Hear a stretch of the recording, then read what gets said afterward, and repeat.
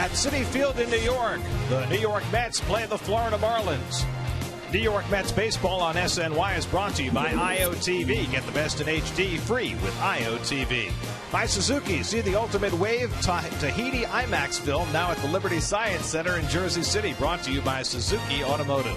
By the Wise Snacks Ultimate Fan Experience Sweepstakes, you could win a chance to throw out the first pitch at Citi Field. Enter at sny.tv/wise. Get to Subway restaurants for the mouth-watering sweet and smoky barbecue pulled pork sub on freshly baked bread. Subway, eat fresh for a limited time only. And by Geico. That's baseball is presented in HD by IOTV. Get the best in HD free with IOTV.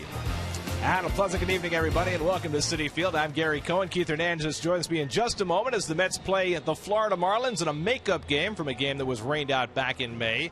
Jose Reyes will not be in the lineup for the Mets tonight, but he will be tomorrow when the Mets entertain the St. Louis Cardinals. Today, Jose spent his afternoon as a Brooklyn Cyclone, a noon game in Brooklyn. Jose played 6 innings and got a chance in the field, and he got to run the bases a little bit when he hit this long double out to left center field, and he later scored a run as well. And so Jose got the one game on rehab that he needed, and the decision was made afterward that everything went perfectly well, and Jose will be back in the lineup for the Mets tomorrow night. Well, the one thing I worry about, it's been 16 days since Jose has been hurt, and a hamstring's very tricky. Now, granted, it's the other leg that he had the injury with, but I think there's this time of the season, the Mets have made it pretty apparent that it's a critical stage in the season for this ball club. And with Beltran with the flu, and of course Wright and Davis out, I kind of think you got to get Reyes back on that lineup. David Wright, they hope, will be back by the weekend when the Mets go to Florida. Meanwhile, Jason Bay's struggles continue after signs of life before the All-Star break. He really had a rough day yesterday. Well, he made an error in the field that cost 3 runs, and he's usually sure with the glove. No one feels worse than him. He's handled it so professionally, with the media. No one feels worse than him. I have no answers for this year-and-a-half slump.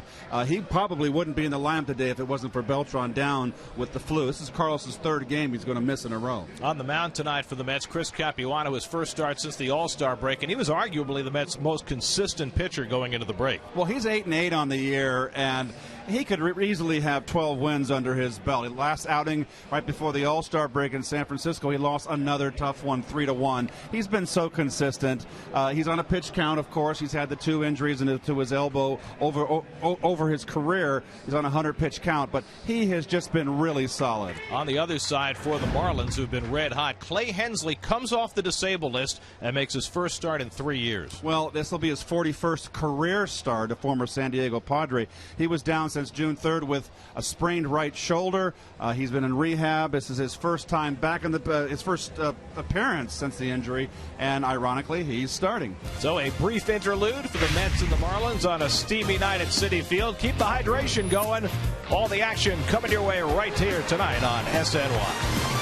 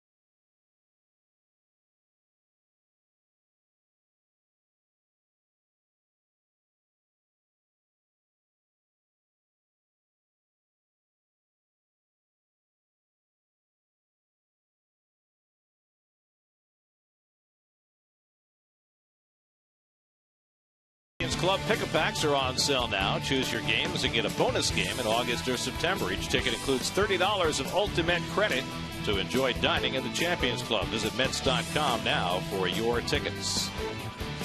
Here's your Dunkin' Donuts around the majors. Last night, did you stay up till 1:45 in the morning to watch the Red Sox beat the Rays 1-0 in 16 innings? The Rays had just 3 hits in those 16 innings.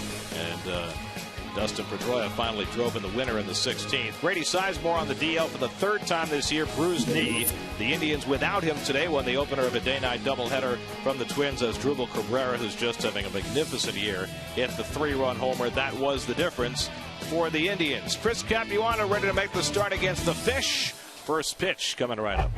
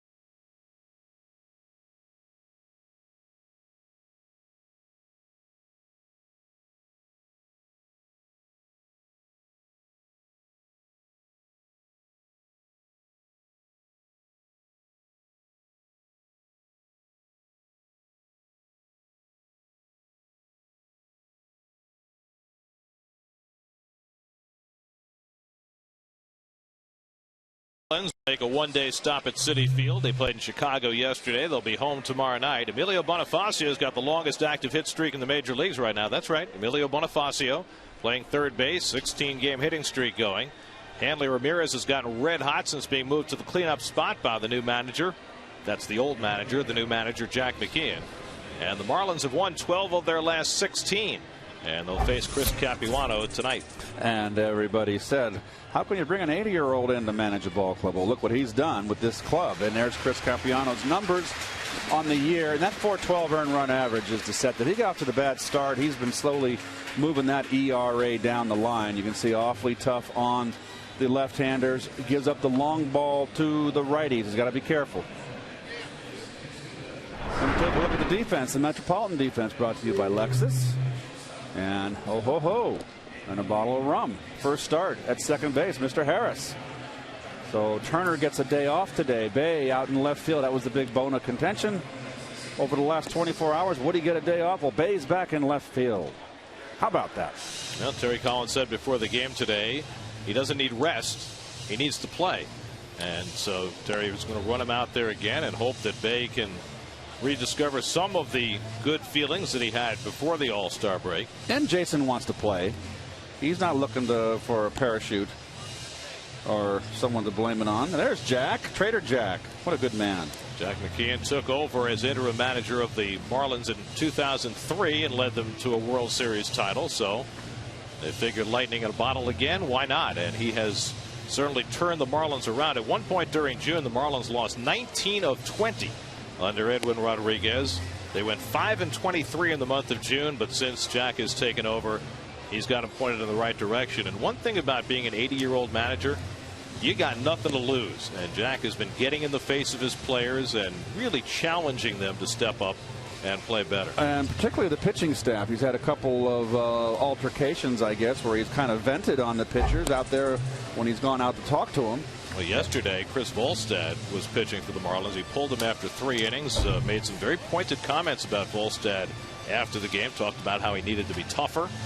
Hey, it's constructive criticism.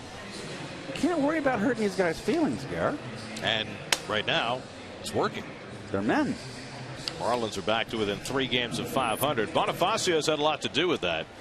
He has picked up his running game since McKeon took over. He was doing very little running under Edwin Rodriguez, but a couple of weeks ago, Jack told him, go, and he's been going. Bonifacio hitting a .290 for the year, hitting .403 over a 16-game hitting streak, and he's done it playing virtually everywhere. He started at 6 different positions this year. He has started at 5 different positions during this 16-game hitting streak.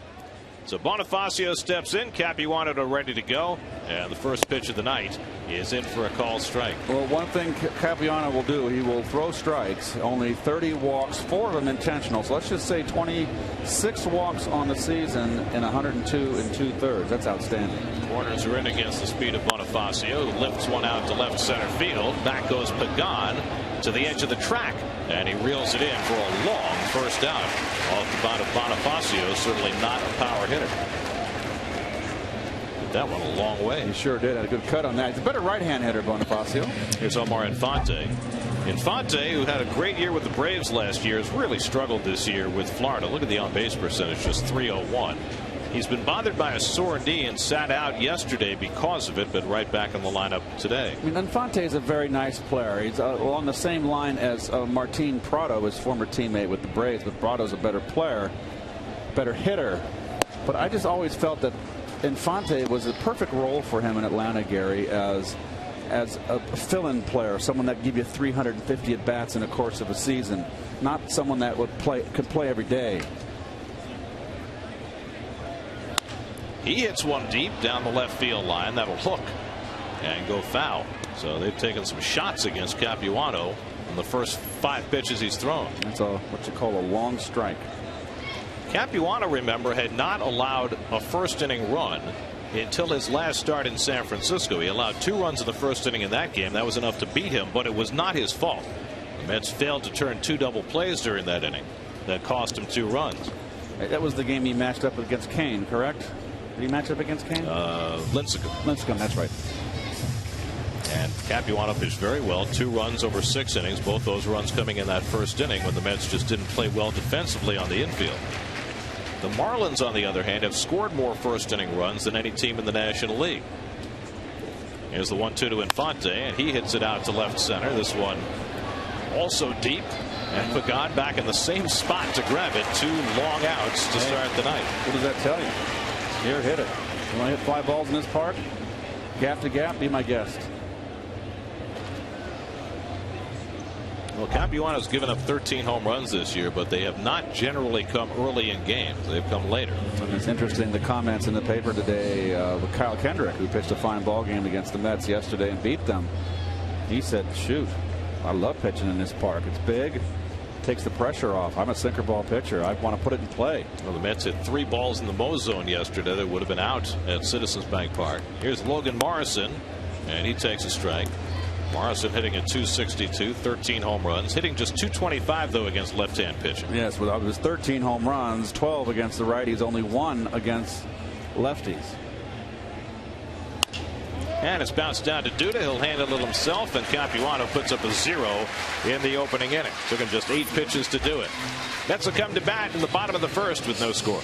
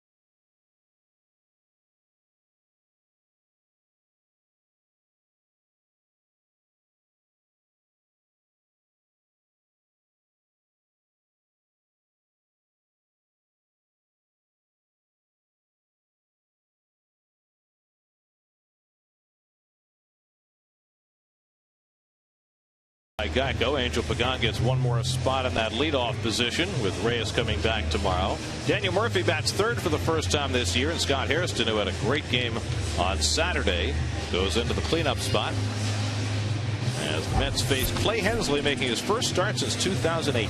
Well, Hensley was part of that bullpen that they beefed up in the offseason, the Marlins. He's got good stuff.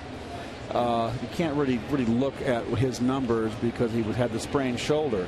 But he's a quality pitcher. He throws strikes. He's been around, not overpowering. That's faced him each of the first 2 games of the season down in Florida. He made a couple of starts on rehab, but never threw more than 4 1/3 innings during his minor league rehabilitation stint. So it'll be interesting to see how deep Hensley can go into the game. The intention of Jack McKeon is to put Hensley into the rotation and leave him there until Josh Johnson is ready to come off the disabled list, which they hope will be in a few weeks. 2-0 to Angel Pagan, and Hensley falls behind 3-0. Pagan trying to fight out of a slump, just 2 for his last 22, with Willie Harris on deck and Daniel Murphy behind him. And he has just been pulling off, Angel, that front shoulder.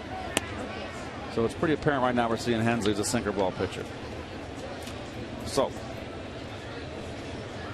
don't get overexcited in front of in your living room, folks. Did you feel that was a problem? I'm getting very excited up here. A potential in the booth. Difficulty? People get too excited? I always like right-hand sinker ballers. That's loaded the lineup with left-hand hitters for the game today. That's why Harris is batting second and playing second base. And there's a strike. Pagan thought it was ball 4. Angel Hernandez tells Angel Pagan no. Well, it's low. It's a borderline pitch. I thought it was low. And Mr. Buck, the catcher back there, John Buck, thought it was low too. You saw him lift his glove. So it's 3-2 to Pagan leading off. And he bounces one slowly down to Gabby Sanchez. Hensley covers one away. Nope. We'll take a look at the Florida Marlin defense. And that is a Coors Light special for you folks on a very hot day. Coors Light comes in handy. Cameron's in center field. And we all know Mike, former Met, came over from the Red Sox. 7th start. He's had a tough season this year, but he's a Gold Glover in center field. Here's Willie Harris. Willie's been hot lately. 9 hits in his last 20 at bats. First time he's played second base as a starter this year. Interestingly, early in the season, when both Harris and Murphy were in the lineup together, Murphy played second and Harris third. They have flip-flopped tonight because Murphy has settled in nicely at third base. Good off-speed pitch by Hensley to get even 1-1. Willie was impressed. You see that reaction? I did not. It was like, yeah, not a bad changeup. I might have to look for that pitch again.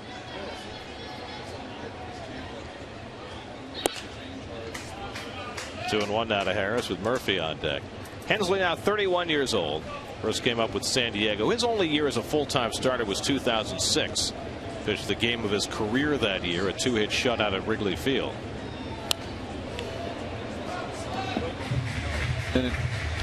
But Hensley, the last 4 years now, has been primarily a relief pitcher. Oh, a Texan. Went to Lamar University in Beaumont, Texas. Everything's big in Texas, you know. As my mom said. My mom was a Texan. Is it still big when you leave? 2-2 to Harris, and the breaking ball inside. 3-2. You ever driven across that state? I have. East to west? Well, from west, I've done from west to east. You leave El Paso, right, and the road sign says San Antonio 596. Oh, it's amazing. And that's the next town. Oh. Here's the 3-2. And Harris pulls one down the right field line toward the corner. It's off the wall. Harris heads for second. Stanton's throw comes in, not in time. Willie Harris almost poked a home run into that right field corner. Settles for his 9th double of the year. Oh, right down the pipe. Ball didn't sink, and he takes advantage of it. There's the grip. That's a heater. A sinker that didn't sink, and when you put one down the middle like that into low to a left-hand hitter, and Willie Harris is a line drive low ball hitter, that's what should happen. Just a home run by about 18 inches. So the Mets have the first hit of this game, and now Daniel Murphy, who's been scorching hot, up to 5th in the National League in batting now at .315. He's got a 7-game hitting streak going, and he's hitting .500 over the 7 games. And his hot streak goes back 2 months now. And he's hitting left-handers. He was struggling for a while there against lefties, and he's starting to pick that up now. I always liked Daniel's stroke when he came up. Murphy had 2 hits and 2 walks in the game yesterday. There's the off-speed pitch from Hensley, and it's 1-1. There's your umpiring crew. Angel Hernandez. You remember Angel. He's got the plate. Gibson Titchener and the crew chief Jerry Davis rounding out the crew. Mets have had more than their share of run-ins with Mr. Hernandez over the years. No offense, Keith. Oh, it's okay. Murphy hits one toward right center, and over goes Stanton to grab it. Harris will stay at second base. 2 out. Just got a little bit off the end of his bat there. Got a little out in front. And we'll take a look and see what went wrong here. Oh boy, it's the bait sinker. G off the end of the bat. Just took a little off. It looks so sweet, like right here. It's got a picture on its face in that ball. It says, "Here, hit me," and then it just kind of fades, and you get a little out in front. It's like with that Magic 8 ball, right, where it gives you the message, but then it kind of fades off to the side. You're right. Yep, that's it. Very good. Same thing with the sinker, right? Absolutely, very good call, Gary. So now Harris still at second with 2 down. Here's Scott Hairston, coming off that big game Saturday against Cole Hamels and company. 2 doubles, a homer, 5 RBIs. In fact, Hairston now has 10 runs batted in his last 16 at bats. He had that go-ahead home run against Brian Wilson in San Francisco the weekend before the All-Star break. He has thrived in a starting role. When he started a ball game, he has performed. First time batting cleanup as a Met. And he takes it off the plate. Slider from Hensley. 2-0. Lucas Duda hitting 5th in the order. He's on deck, and he's been swinging the bat really well the last few days. Hairston getting the start in right field. Carlos Beltran missing his 3rd straight game because of the flu. Carlos was feeling much better yesterday and expected to play today, but he took a turn for the worse last night and wound up going to the doctor today. We don't know if he's in the ballpark tonight. He was here yesterday wearing a sweatshirt in the dugout, but was not available. And there was a situation late in the game where he could have been pinched hit, and he didn't have a bat in his hand, so it must have been a no-go. Obviously a no-go. Hairston gets jammed and fouls it off. 2-2. So the Mets going without Reyes, without Wright, without Davis, and without Beltran. And Terry Collins was asked about that today, and he said he learned back in 1999 when he was managing the Angels, and all of those good players, Tim Salmon and Mo Vaughn and Gary DiSarcina, all got hurt. He learned that you need to just not worry about it. You need to be numb to it. It's like Davis is in the ballpark tonight. And Ike Davis is the injury that I think is most concerning. Well, if his ankle is not better in a couple of weeks after having gotten a cortisone shot last weekend, he is going to have that microfracture surgery, and that's going to cost him the rest of the year. And it's a serious enough surgery that he's going to have to do some intense rehab to be ready for the start of next year. That's very troublesome. 2-2 to Hairston, and he bounces that one off his foot, a foul ball.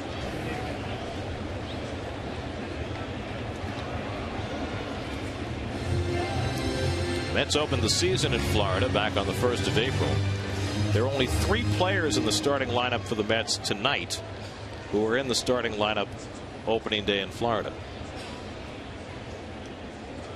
And back then, Chris Capriano was in the bullpen, if you recall. Yeah. Chris pitched I think a 2/3 of an inning in relief and gave up a run in one of those 3 games. Hairston aching after fouling that ball off his foot. Ray Ramirez, the trainer, out to look. Interestingly, the 3 players who were in the lineup opening day, Josh Thole, Angel Pagan, and Willie Harris, who remember was filling in for Jason Bay on opening day. Oh. Outside of the ankle, is that where they're going? Yeah. The shin always hurts. It always hurts down there. You know, the puppies, they bark. Well, Hairston, who has had to fight for playing time, is not going to come out easily. You got to get back in the box, though.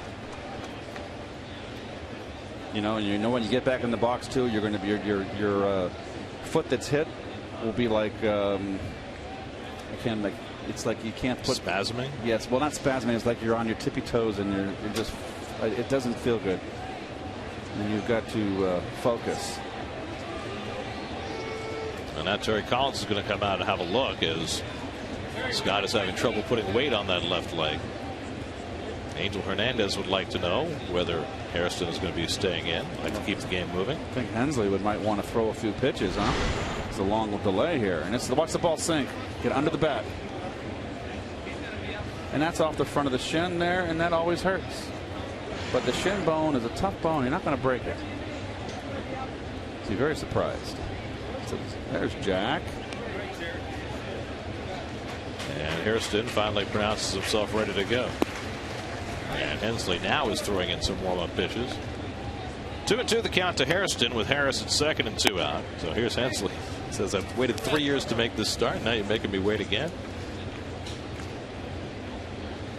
Marlins were not exactly thrilled about having to come back here for one day on what was a scheduled off day. I'm sure the Mets aren't too thrilled. It was an off day for them also, obviously, and could have been a day home with the family.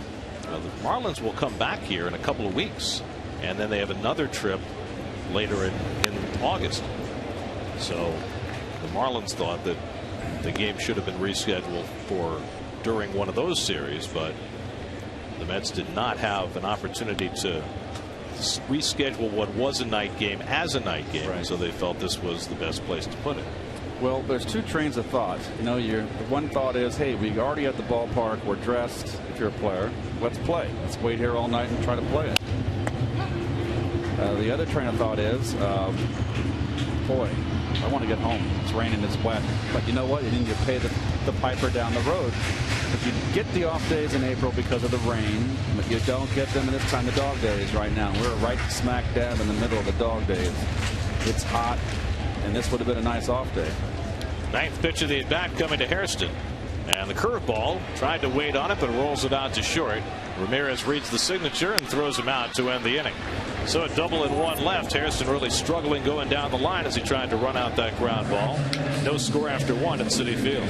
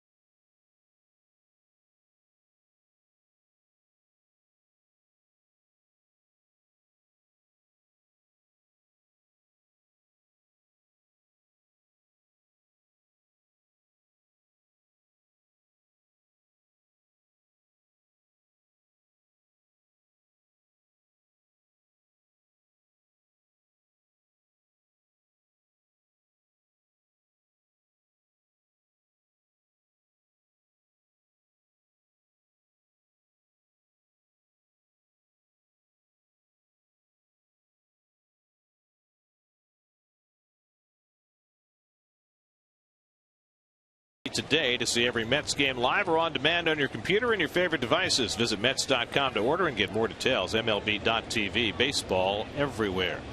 Scott Hairston with his left shin barking will stay in right field. Hanley Ramirez leads off for the Marlins in the second. It's been a mercurial season for Ramirez, just awful for the first 2.5 months. He was hitting around or under 200, and Capuano falls down on that first pitch to Ramirez. He appears to be all right, just has to deal with the landing area.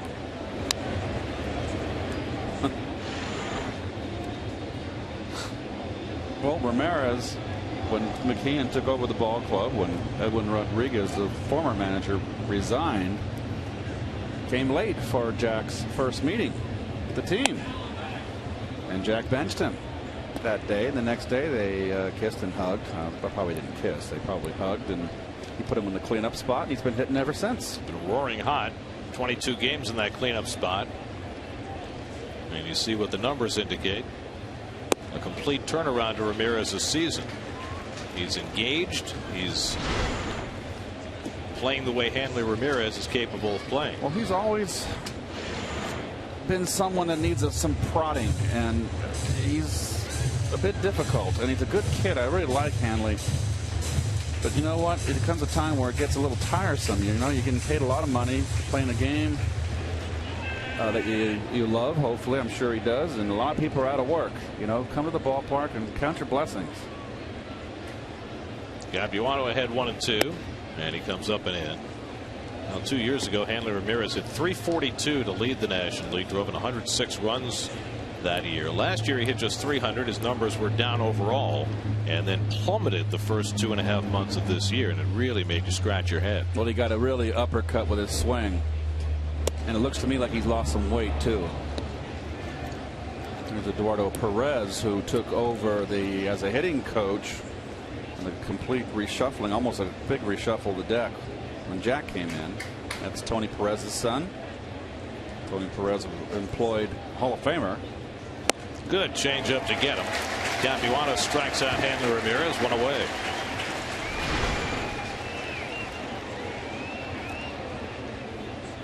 Fastball. Oh, it's a change. Excuse me. Up.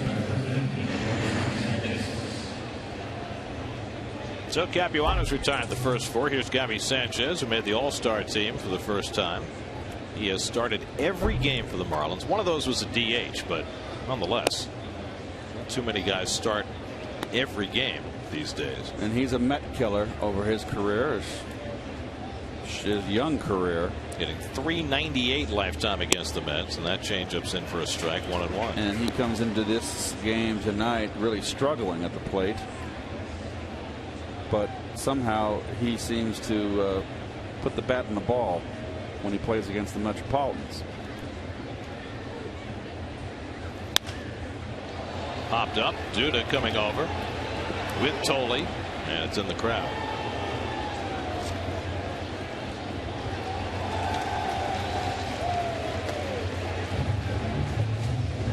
So a ball and 2 strikes to Sanchez. There are the numbers against the Mets. This year he's gone 7 for 17, so he's hitting over .400 against the Mets. These teams are only playing their 5th game, including tonight. The Mets and Marlins have 14 more games to go against each other, including 7 in the next 17 days. In there for a called strike 3. Capuano gets him looking at the fastball. And Chris has back-to-back strikeouts to start the second. Well, fastball in, and he paints it.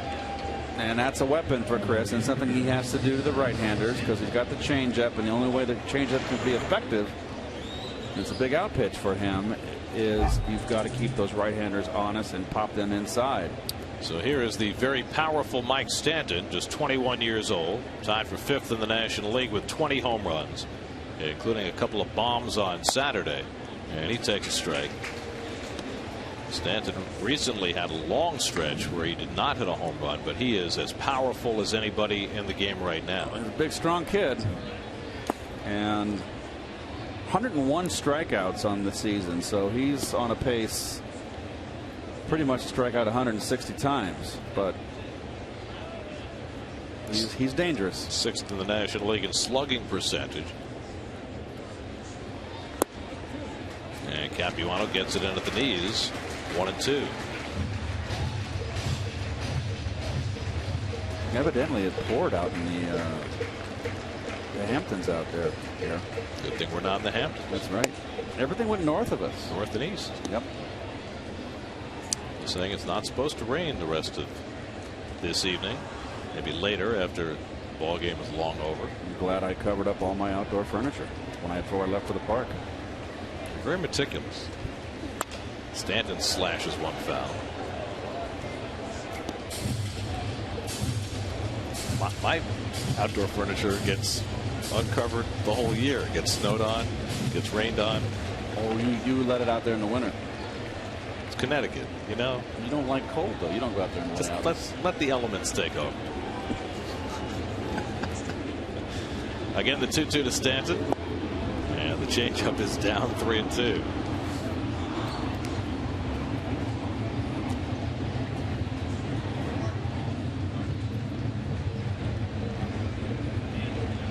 Capuano has struck out the first 2 in this inning.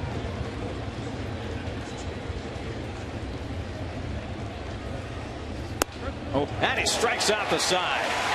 Stanton down looking. Capuano takes care of him. No score as we go to the bottom of the second. Looking for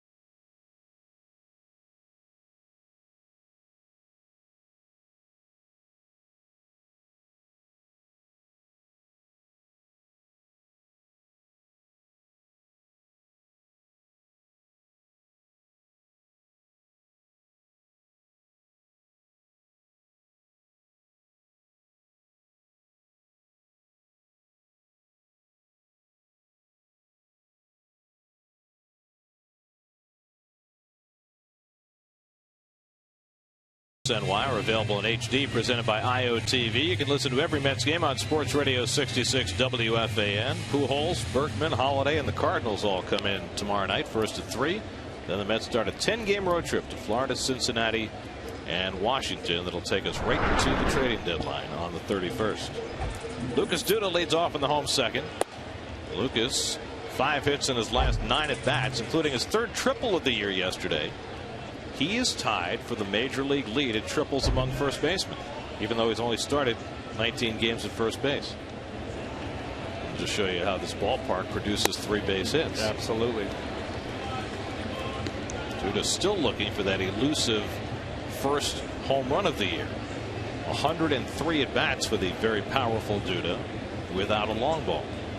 But the triples, no problem. 2-1 to Duda with Bay and Tolle to follow here in the bottom of the second.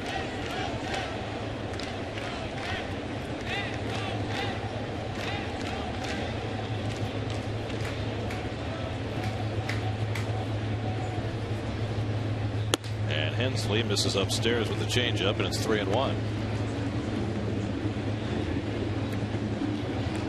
Nice little breeze kicked up here, a little cool breeze.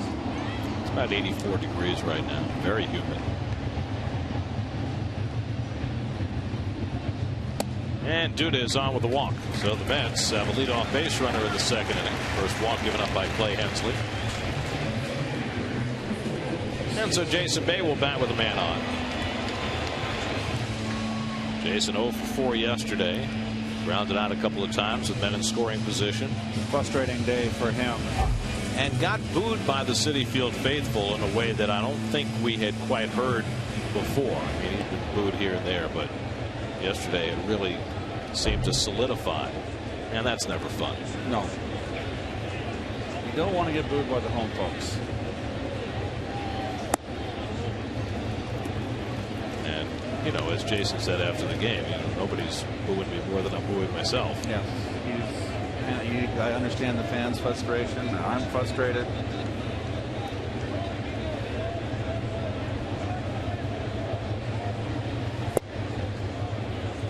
Ball and a strike to Bay.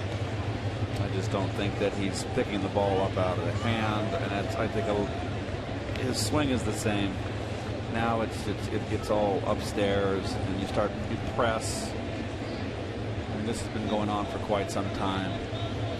And yet he had that stretch 2 weeks before the All-Star break where he was achieving some results, hitting some home runs, hitting some balls hard. But it hasn't lasted.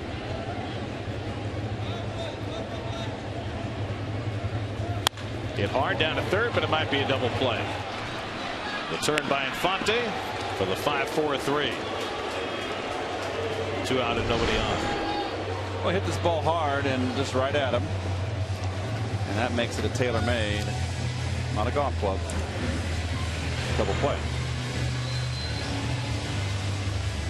So the frustration continues for Jason Bay. 2 out and nobody on, and now Josh Tolley. Didn't start either with the last 2 games with Ronnie Polino behind the plate.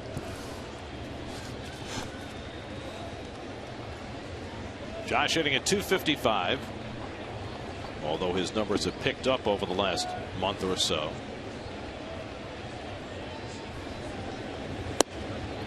And he takes a strike, first pitch strike that Hensley's thrown. His 7th batter. Josh and his wife Catherine awaiting the birth of their first child. Should be any day now. He's hoping it'll be before the Mets leave for the road trip that starts on Friday. I had my first child. I was with the Cardinals, Melissa, in 1980. I had to fly home from New York. Did you make it? I made it barely. I had to fly home from San Francisco. Didn't make it. I said, honey, she had the baby. I said, looks great. You look wonderful. I'm going to get back and play. And got in the first plane back. Good for you. Oh. Look at that. That's a classic. It's back when you had old bad habits. That was, I know where that was taken. That was taken in Pittsburgh in the dugout, and I always hated that photograph.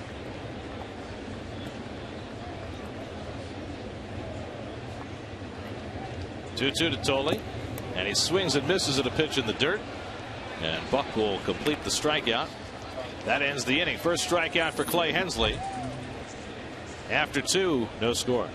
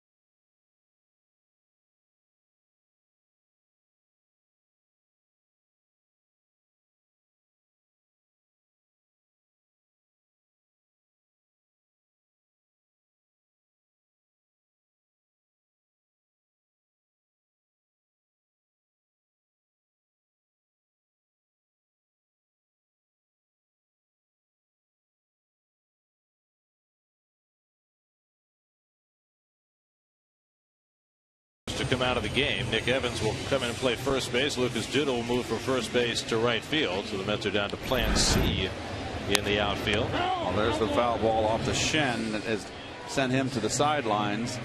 And this really puts Terry Collins in a tough spot. If Carlos Beltran cannot pinch hit today, and there he is running to first base, Mr. Harrison. If Beltran cannot swing the bat today because of his flu, then he's working with a 3-man bench now the rest of this ball game. Mike Cameron leads off the third inning against Chris Capuano, the former Met. Cameron takes ball 1. Started the year with the Red Sox. Came over in a deal about 2 weeks ago. Now making his 7th start for the Marlins. And he hits one in the air to shallow left. Tejada out, Bay in, and Tejada calling, and Bay diving, and he caught it. Wow, man.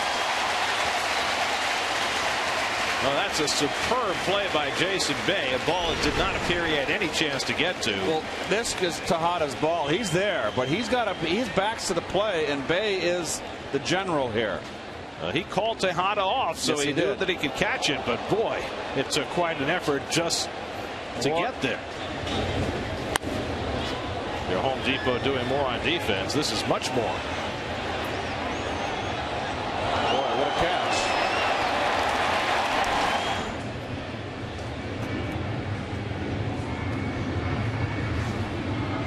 Well, he couldn't catch the routine one yesterday, but that certainly makes up for that. There's John Buck. Takes up and away for ball 1. Well, Buck's season's kind of gone south. 227 on the year. But I recall the home run he hit off Pelfrey on opening day that busted open that game. Grand slam. Grand slam. Right. Snap the scoreless tie against Pelfrey, who was matched up against Josh Johnson opening day. Buck grounds one in the hole. Tejada running around it. Easily throws him out. 2 away.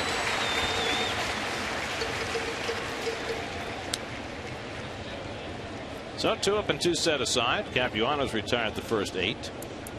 And now Hensley, his first plate appearance of the season. He had been working as a relief pitcher earlier in the year, so never came to bat.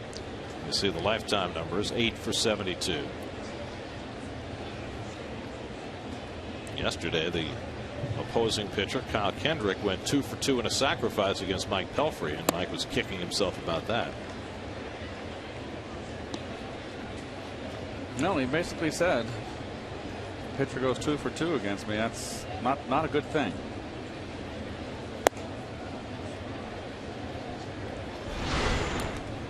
Here's your Coors Light freeze cam on that incredible catch. Look at his wrist there. I tell you what, that could have hit the ground, huh? You could make that argument. Yes, you could. And it looks like he hurt his wrist a little bit. Well, yeah, that's, you fold that wrist under like that. Yep. You're certainly vulnerable. Well, now Capuano's fallen behind Hensley 3-0, and he deals a strike.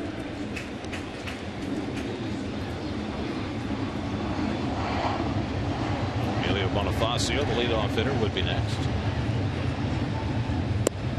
And that's a strike, 3-2.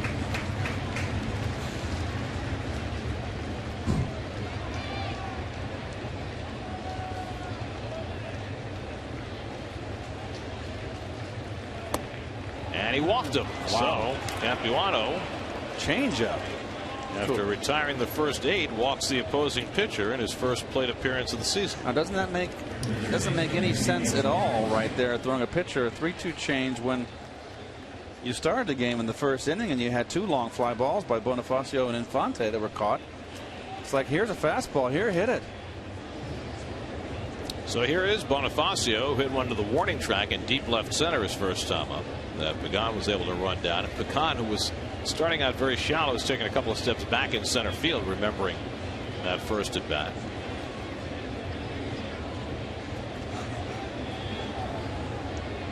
Bonifacio hitting far better as a right-hand hitter this year than he is as a left-hand hitter. He's at 349 from this side of the plate.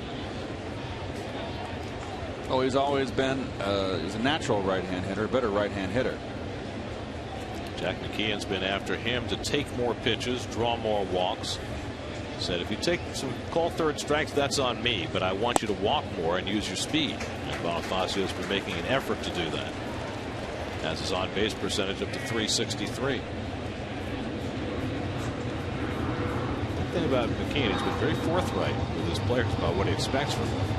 And at times he has been publicly forthright with them, which players don't always appreciate. What year did Jack was GM and manager at San Diego? Was that back in the 80s? Yeah, he was there in the Dave, you can look that up. Maybe early 90s, Jack. He did tell me that when he got wind that I was on the trading block in St. Louis, that they tried to work a deal for me. Well, they used to call him Trader Jack when he was the GM. He was an active general manager. 1-2 to Bonifacio, and he reaches for it and bloops it. And there's Nick Evans to squeeze it, and that retires the side. Marlins get their first base runner.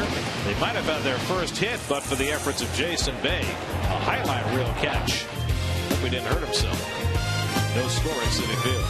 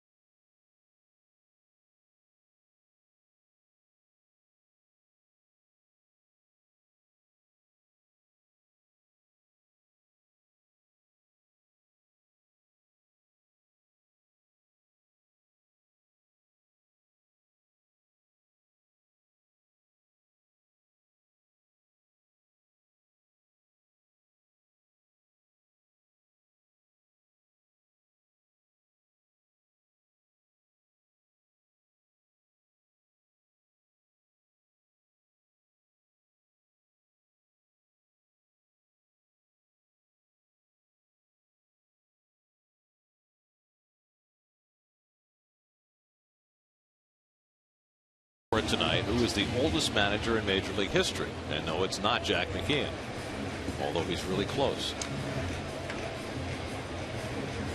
And that's a long time ago, I believe, that manager. It was.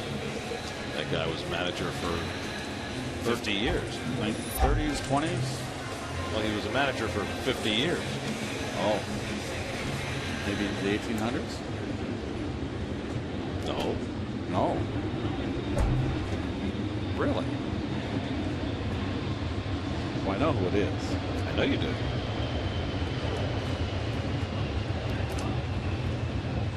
Ruben Tejada leads off in the home third inning. And I really respect you for not blurting. Oh. That fan really wanted that baseball, and he gets it. Very fortunate he wasn't in the upper deck. Oh, that ball almost came up and got him in the chin. This is a star-crossed night already.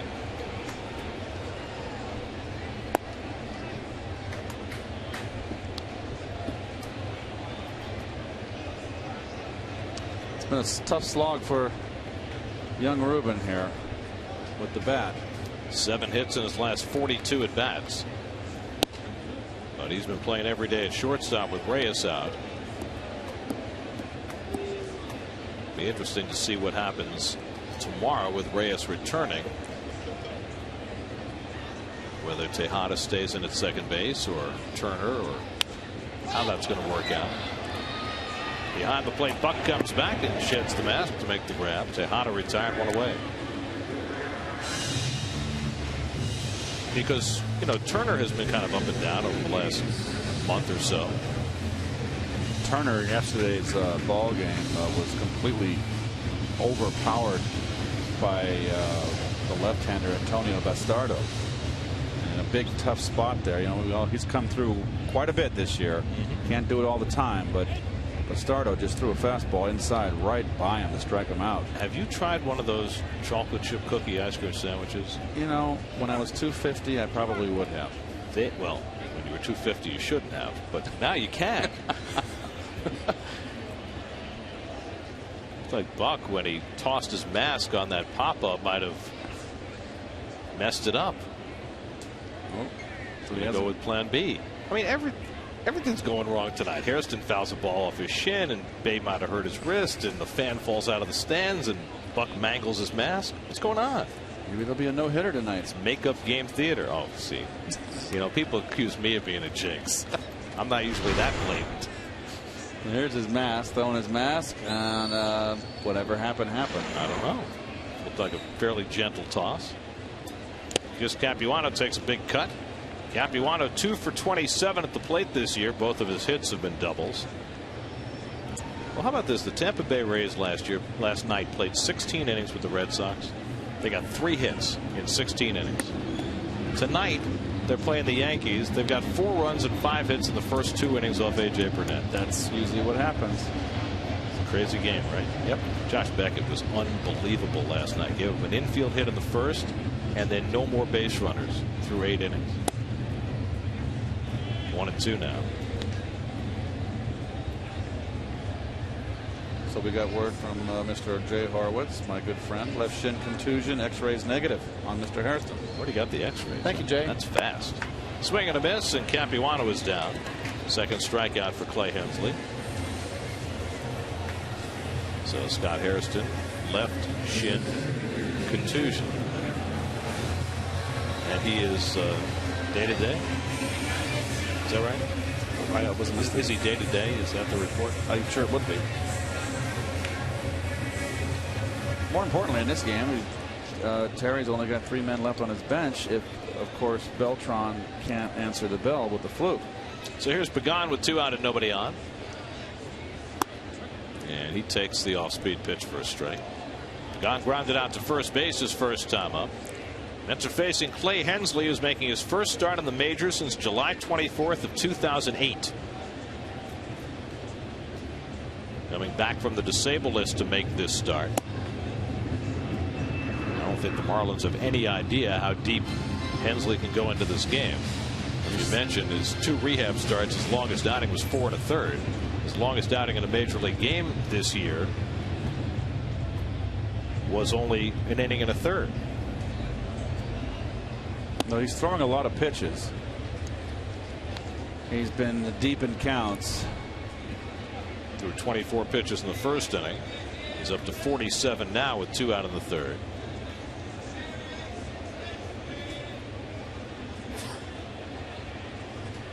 Two and 1 to Pagan. And he grounds one to the right side. Easy for Infante, and Hensley's got himself a 1-2-3 inning. We've played 3 in this makeup game at Citi Field. Mets and Marlins, no score.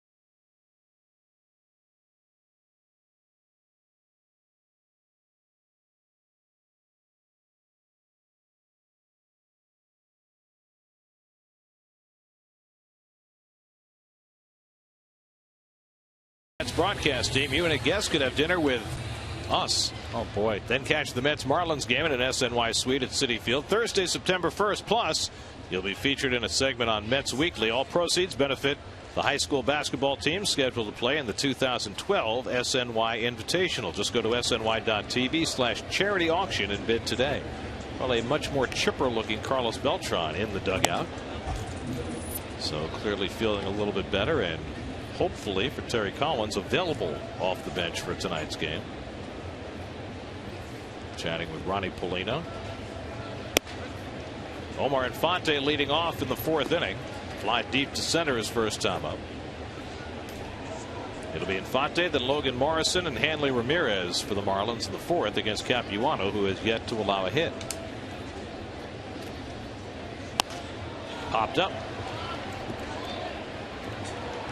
And Daniel Murphy takes care of it, 1 away. Well, this is a feature we run from time to time, the Acela Train of Thought. So, Keith, what are your thoughts about, we respect your opinion. Your thoughts about rehab games. You have Wright, who's been on rehab this week down in St. Lucie. Jose Reyes played 1 rehab game for Brooklyn. What's the need? How long? How much? What's too much? What's too little? Well, it depends on the injury, obviously. I know one thing, that players do not like playing rehab games. So, and another thing, too, it's important. If a player goes down there and, say, goes 0 for 15 in A-ball, it doesn't mean anything. It has no effect on the judgment of the GM or the training staff about bringing him back. It's all about getting him healthy. I don't think you want to leave him down there too long. I think if they're good enough to play, you get them a couple of bats, depending on how long they've been out. You know, if they've been out 2 months, I mean, then they got to get a little more playing time. But a guy like Reyes, 1-2 games, back up. Wright's a little more a different story. You maybe want to get, I agree, maybe almost like 5 games, just to get him in the groove, get the rust out, and then get him up quickly. What about a hitter getting his timing back, his batting eye back, when you've been out for a couple of months? How long does that take, and can you do it in big league games, or are you better off doing it in minor league games? Well, you got to realize too, they're not going to run the hitter out there or the pitcher out there if they haven't already had simulated a lot of batting practice, or a pitcher throwing a simulated game. It's not like you're throwing them out there cold. David Wright's been taking BP, so you get your timing back in the cage, but there's no substitute to actual as a 6-3 in the scorecard. There's no substitute to actual game experience. Facing a pitcher who's throwing hard, you don't know what's coming, off-speed stuff, curves, fastballs, mixing it up. You got to get that, and that's all about getting the kinks out. And it's not surprising that David's hitting the ball well down there. If he's healthy, he's ready to go. So my feeling is David's up quickly in Friday, starting the road trip. Hopefully. That will have been, I think, 7 games that he will have played. Not complete games, because he first played 5 innings and 7 innings, DH'd for a day. But the plan is for him to play 3 9-inning games Tuesday, Wednesday, Thursday, and then hopefully he'll be ready to go Friday. It is, I tell you, the players don't like rehab. They want to be up here playing in the big leagues. I did, and I rehabbed in St. Lucie a couple games when I pulled my hamstring. And I forget which year, 88, doesn't matter, no, 87. And I rehabbed a lot in Cleveland when I was a broken down machine. And that was down in Winter Haven, Florida, and it was hot. And both times of dead summer, where it was just red hot and humid like Florida can be in the middle of the summer. So, wasn't my cup of tea. I'm sure you were welcomed with open arms down there. Yes. 0-2 to Hanley Ramirez. And Capuano comes inside with the fastball. 1-2. You do understand one thing. I think the veteran player, the major league player, you're down there in A-ball, and the kids look up to you that are on the minor league team, and you go down there and you work hard. You set an example for them. And you buy the spread, right? Well, you got to feed the kids. They're making so little money down there. Actually, when I was with Cleveland, I was with the rookie league guys. They were little kids. They were like 18-year-olds. 1-2 to Hanley. Lines one to right field, and the Marlins have their first hit. So this will be a night like all other nights in Mets history. Capuano gives up his first hit. Check out Hanley here on his bat. What is going on here? What? You know what that would get? Well, the game's just changed. That would get one. That would get a Chubb Feeney in your ribs next time up. I don't think Chubb's on the baseball. I mean, there's no more American League, National League presidents, of course. It's just the commissioner. Bud's on every ball. And how long has that been now? Since it was Bud who got rid of the presidents, correct? It's Gabby Sanchez. Well, I think it was a vote of all the owners. Well, I thought it was a usurpation of power now. Overthrow. The bloodlines.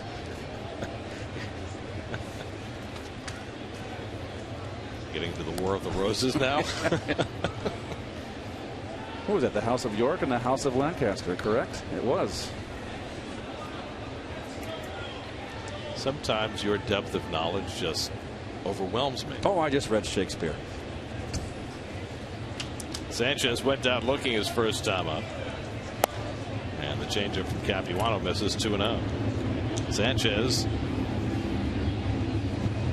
has had so many huge hits against the Mets.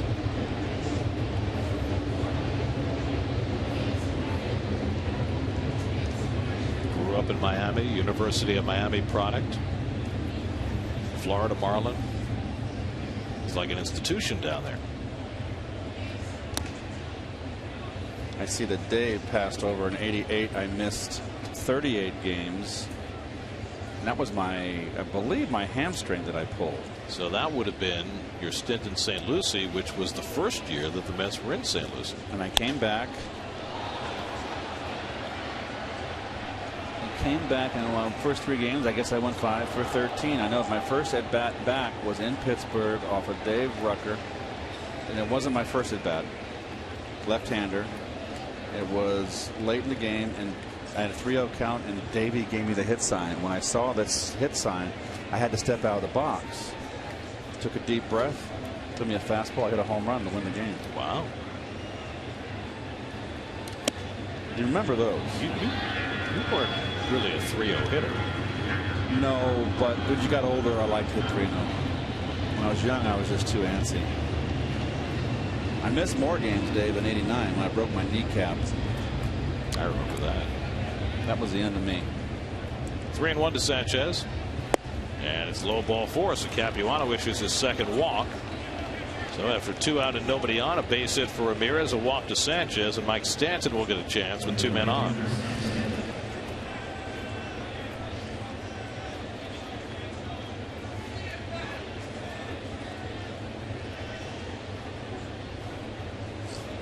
So Tolle and Capuano talking about how they want to approach Stanton. First time the Marlins have got a runner to second base, so they got to get the signs in order. It's a long conversation. Sure is. Nice pitch. 8 in the first inning, a nice cruise. He's always been good in the first inning so far this year. Well, Mike Stanton, part of a crew of big, strong young hitters that have come into play in the National League East.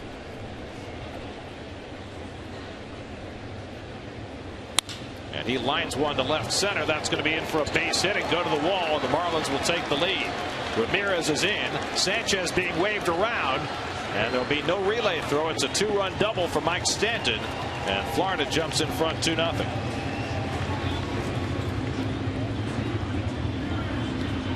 Well, Stanton, first at bat called, 3rd strike on a fastball. Gets a changeup here. Not a bad pitch. And he just stayed back. I tell you, it was a laser beam he hit out there up into the gap. Stays back. A very strong young man. That's with the wrists. For him to drive that ball into the gap like that, and the pitch on the outside corner and down. And then you see Sanchez on the backside there. Not a great runner, but that's just such a big ballpark. Anything in the gap is going to have a ribeye steak on it. So after 2 out and nobody on, a single by Ramirez, a walk to Sanchez, and then Stanton plates a pair. You can see the IOTV pitch differential, and even got it down further and sinking. So sometimes you got to tip your hat to the hitter. Sometimes you tip your hat to the pitcher. Well, you've got to look at Stanton. You know, Jason Hayward in Atlanta. We saw Dominic Brown the last few days with Philadelphia.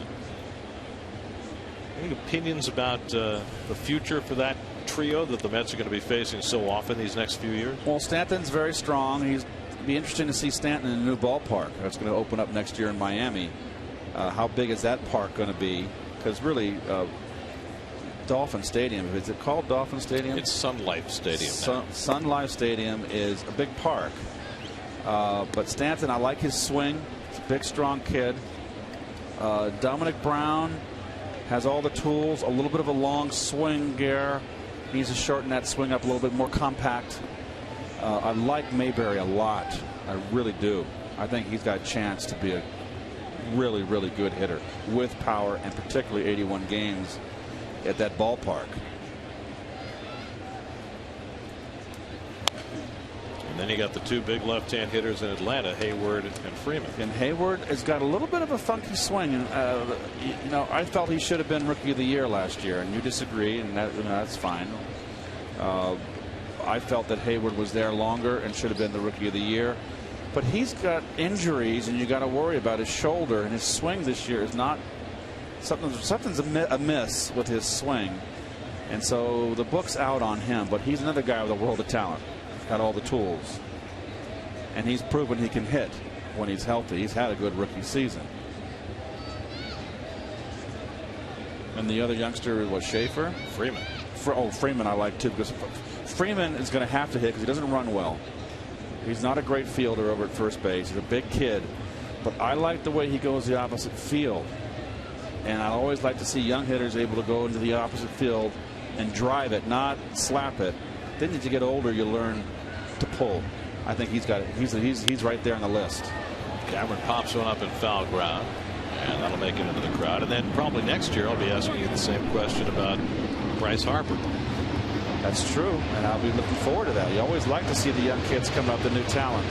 Oh, there's a rare airplane. Must be a low ceiling tonight. Wow. Planes are flying low. John Buck on deck. Not really. Clearing. There it goes. I just wanted to give the passengers a view of the ballpark. There. Did you wave? Well. 2-2 to Cameron. And he lines a base hit.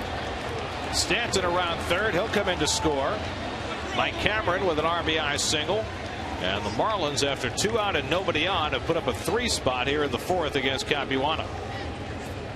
Well, let's see what this pitch is, because those are 2 ropes in a row here from the right-handers. Wants to come in with a fastball, and it is in. He got it there. Cameron just turned on it. Now, Cameron's a dead fastball hitter his whole career. Strikes out a lot. Does not like the breaking ball. Has never been a good breaking ball hitter. Was hitting just 149 when the day began. Got robbed on the great play by Bay his first time up, and now drives in a run with a 2-out hit.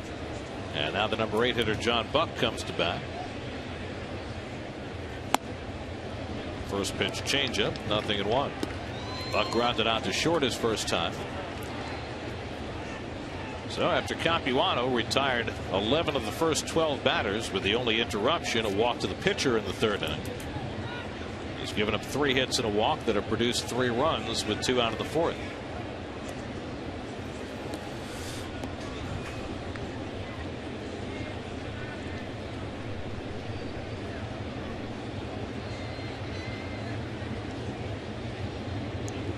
Cameron not a base stealer anymore. In fact, he hasn't attempted one this year. There was a time when Mike Cameron could steal bases. There was a time when he hit 30 home runs. Hit 30 as a Met in 2004. And then 2005, his Mets career ended in horrific fashion with a collision with Carlos Beltran in San Diego. That was ugly. I was there at that game, working. If you call this work. That was with Ted Robinson and Fran Healy, that game. I think Ted was the guy who told the director to stop showing the replays. Yes. Yep, you're correct. Duda puts it away to end the inning. 3 runs for the Marlins in that 4th inning. Mike Stanton with the big blow, a 2-run double. And the Mets will have to fight from behind against the pitch.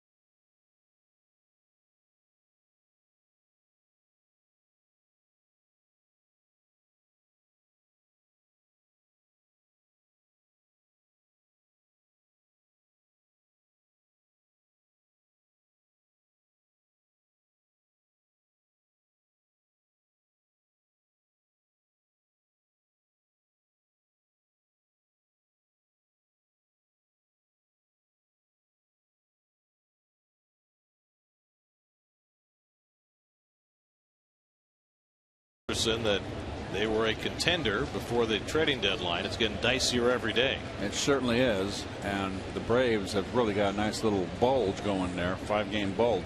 They're starting a series in Colorado tonight while the Mets are playing this makeup game with the Marlins. Willie Harris has the Mets only hit tonight. He doubled off the fence and right, came within about a foot, maybe a foot and a half of a home run. It'll be Harris, Murphy, and Evans for the Mets in the last of the fourth against Clay Hensley. First started 3 years and he's off to a good start. Oh, there's his double. Fastball down over the middle. Mets have hit some wall balls this homestand. Well, it's a lineup that does not have many home runs in it right now. Nobody in the lineup has more than 6 with all the big boppers out. Well, with this ballpark, it behooves you to have a lot of speed, I think. Bonifacio was playing back at third, and so Harris bluffing that bunt. Speed, defense, and pitching.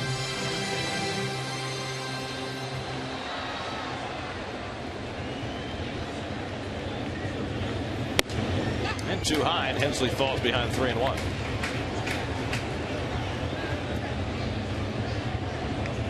Willie Harris getting a chance to play tonight at second base after being thrust into the 3 spot in the order yesterday and getting a couple of hits, and he's on base for the second straight time tonight. Second walk given up by Clay Hensley, and so the Mets, after giving up a 3 spot, get the leadoff man on in the bottom of the fourth.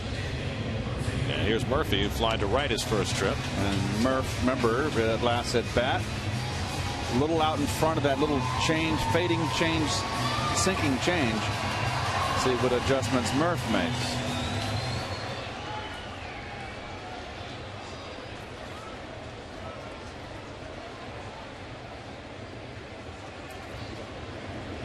And Murphy takes the first pitch fastball for a strike. The wooden cap gear. Oh, it's the Chula hot sauce who's hot. Well, Murphy, number 5 with a bullet.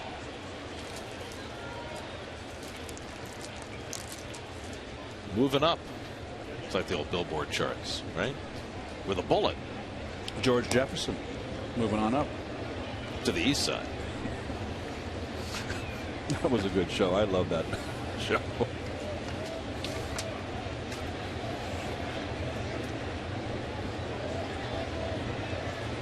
Harris with a healthy lead. And Hensley misses away to Murphy with a changeup, 1-1. There was a lot of spinoffs from All in the Family. Maud, right? And, Jeffersons. Might be it. That's 2. Well, that's 2. That's pretty good. All right, away 2-1.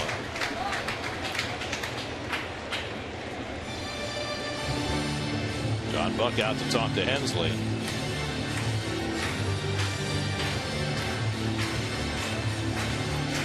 I don't think I've ever seen a situation like the one that the Marlins are presenting with Hensley tonight. The guy's been a relief pitcher all year.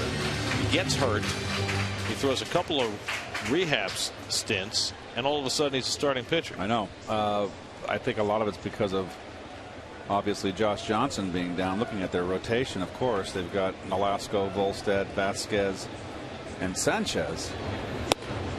But he's already starting to lag now. Whenever a pitcher misses away, like he's missing the left-handers, his arm is lagging. Looks like he's got a shelf life issue at 57 pitches for the night. Well, he better suck it up because there's no one up in that bullpen. 3-1 to Murphy, and he tops one foul. Now, our statistician Dave Freed insists that there was another spinoff from the Jeffersons, that Florence, who played the maid on the Jeffersons, got her own show. Yes. Now I have no recollection of that. He's right. He's right. Really? Yes. Wow.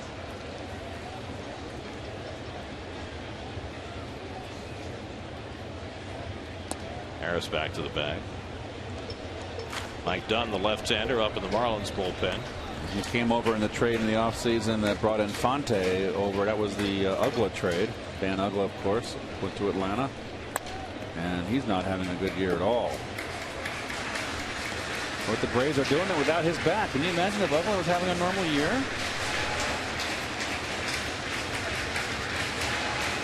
The Braves, like the Phillies, have so much pitching. It's enabled them to dominate, even without a tremendous offensive team. All the good offenses in the National League are in the Central Division. There goes Harris. Murphy hits one out to center field, and Cameron comes hustling in and gets there. Harris has to go quickly back to first, and Cameron's throw is offline. So Murphy pops up to the 38-year-old former Gold Glover. Boy, it's always nice to see Cammy's smile lighting up the ballpark. He was an absolute joy to have around here for a couple of years. Just a great influence on any ball club. When he and Cliff Floyd were here together, there were more laughs and good times in that clubhouse. It was a good clubhouse, wasn't it? I enjoyed that team. Of course, Cameron was gone after the 05 season. Floyd was here in 06 as well, and was a big influence on that division-winning team in 06. So here's Evans up for the first time. Took over at first base after Hairston had to leave because of a contusion to his shin, fouling a ball off his leg. And Evans takes a slider for a strike. Nick pinch hit in the game yesterday and drew a walk. Got a start on Saturday and had a run scoring triple in that game. Lucas Duda on deck.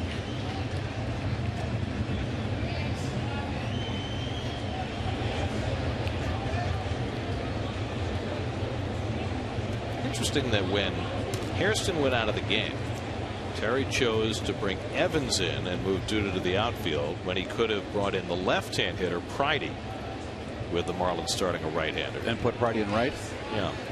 Well, probably my only way I can really look at this is you look at the bench and you just don't know if Beltran can go tonight. And if Beltran can't go, you put Pridey in, then you've got no left-hander on the bench. That's interesting. And the Marlins have mostly right-handers in that bullpen, right-handed closer and Leo Nunez. You don't know what's underneath that sweater for Carlos. Is there a uniform underneath there? I don't believe there is. He certainly looks a lot more lively than he did yesterday, sitting in the dugout. And you know that Carlos knows that he's not. If he can pinch hit tonight, it's going to be later in the game. So we'll keep an eye on him. I mean, around the 6th inning, maybe the 7th inning, and see if he goes in and makes a change. Yeah, well, the Marlins pitching out on that last pitch, thinking Harris might be running. He's in cleats. There's Ike. What a bad break that is for young Ike. He's having a great year. You turn your ankle, you think it's going to be a day or two, and it turns out to be maybe your season. And he was off to a tremendous start in his sophomore year. After a great finish last year, I think that was, a great sign for what was to come, that after hitting a bit of a rookie wall last year, he had a nice finish to his season and carried that over into the first month and a half this year. Well, you remember he was pulling so much there in that middle stretch that he was struggling. And then in September, he had that great September. He started using the left center field part of the ballpark again. Started going the other way, which I thought was a nice adjustment. Took him a long time, but athletes are stubborn, and you learn from your failures.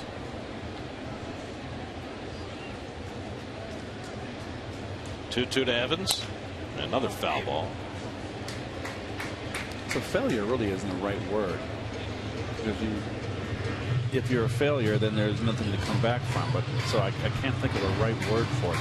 Oh, I mean, people have often said baseball is a game of failure, and so you do fail, but you go out there the next time and try and put the odds more in your favor. And you learn from it. You learn from it and build on it. And you got to have a never say die attitude. You never quit. Seventh pitch of the at bat to Evans, and that's in for a call, strike 3. So Hensley has his third strikeout of the night, and that's the second out of the inning. Fastball down the pipe. Nick was caught looking, got set up.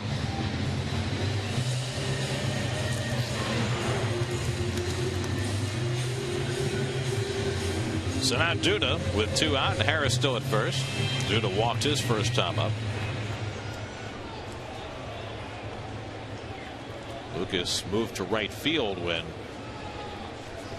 Hairston was forced to leave the game. And for Lucas, it's been a long time since he's played in the outfield. Flared foul, at least in the major leagues. His last game in the outfield before today was June the 10th. And the last time he played in right field, April the 10th. So it may feel like a foreign country out there for him right about now. Jason Bay would be next.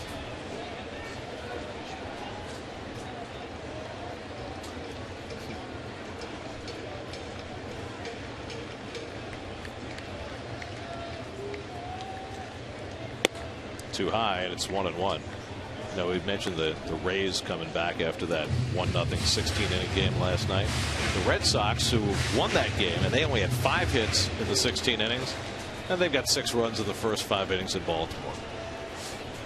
Josh Reddick, who made that great catch last night. Do you see that? No, up against the wall. He and Ellsbury both leaped forward against the fence, and Reddick somehow came down with it. There goes Harris. Pitch is high. The throw by Buck is high, and Harris has a stolen base. 4th steal of the year for Willie Harris. Well, watch Buck. A little wasted motion here. Extra motion on the throw. A good jump by Harris, but a little extra. Too long to get rid of that ball. Oh, he might have been out. You think he tagged him? Let's see. I thought he missed him. No, he missed him. So Harris in scoring position with 2 down. 2-1 the count to Duda. And Lucas gets under one. And Stanton waiting for it to come down. And Hensley has thrown 4 shutout innings in his first start in 3 years. After 4 at Citi Field, 3-0 Florida.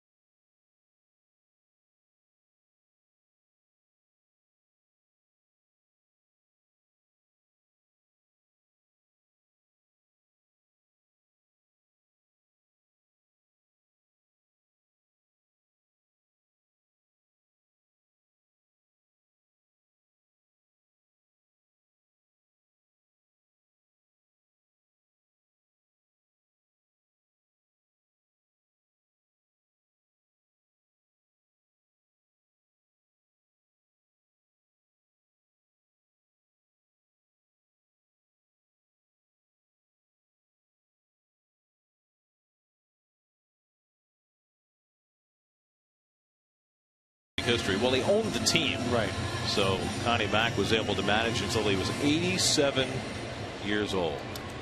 50 years he was the manager of the Philadelphia Athletics. Well, that's going to be our home on Wednesday night. I'm looking forward to The it. Pepsi Porch.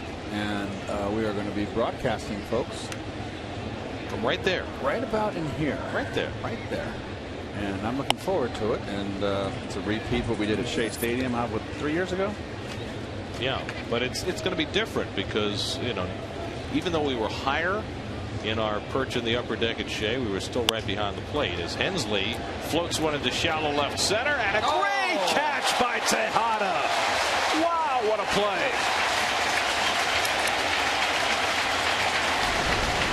Well, doesn't get any better than this. He just keeps running, and that's a beautiful play. Very nice. Mets have made 2 stunning catches tonight, one by Bay, and now this one by Ruben Tejada.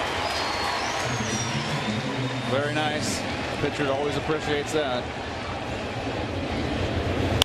Good break by Tejada. Very nice. So one hard out in the top of the 5th, and now Emilio Bonifacio, who's 0 for 2, fly deep to center and pop to first, and he pushes a bunt, and Duda gets to it. Harris covers, got him. I don't know about that. Evans making the play to Harris, and boy, he sure looks safe from here.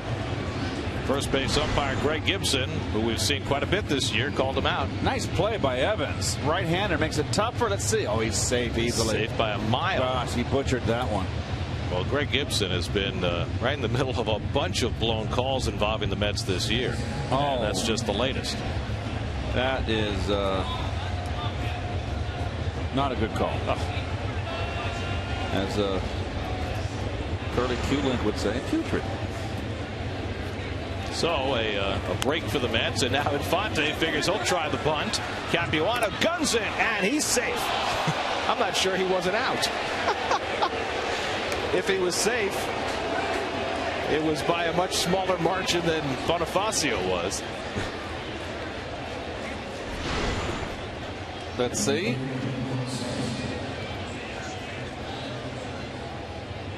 Safe. Okay, at least he got that one right.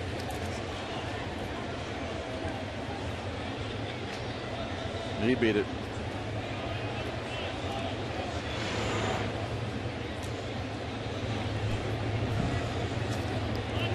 So Infante aboard with 2 out.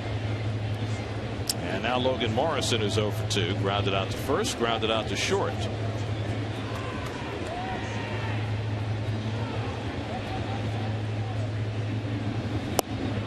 And Capuano throws a strike.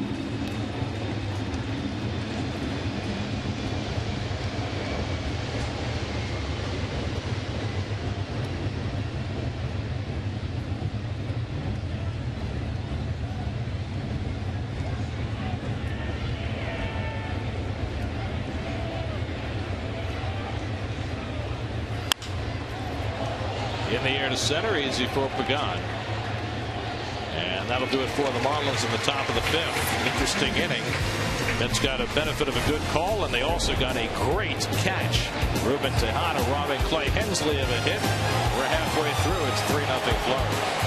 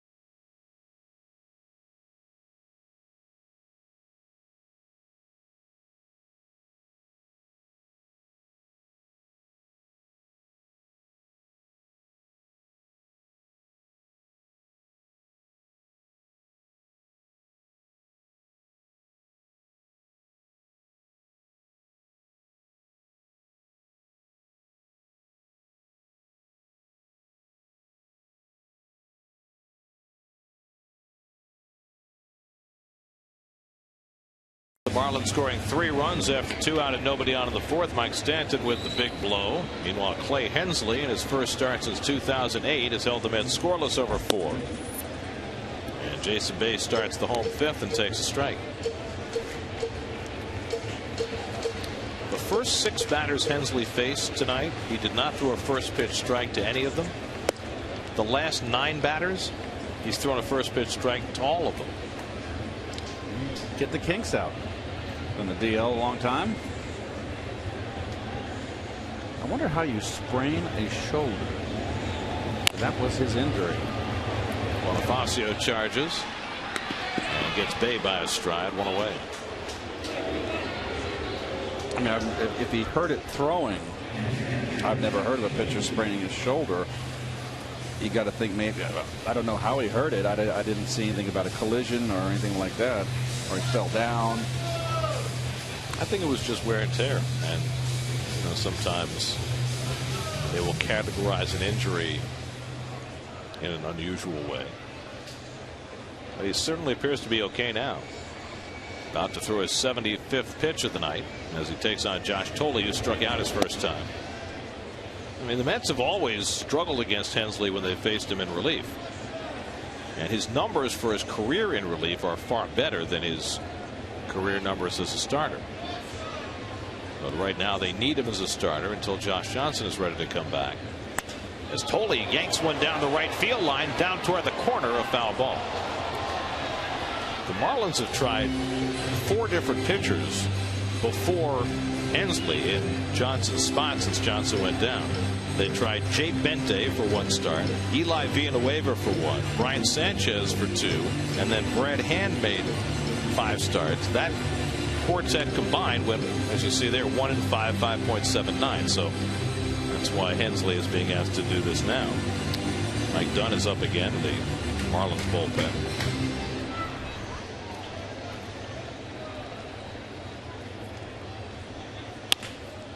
Thole rolls one out for Infante. 2 ground ball outs to start the bottom of the 5th inning, and the Mets offense in stall position. They had that great game on Saturday when they scored 11 runs on 15 hits in the game Cole Hamels started. Yesterday they had some offense late after Juan Perez came in the game and walked the ballpark.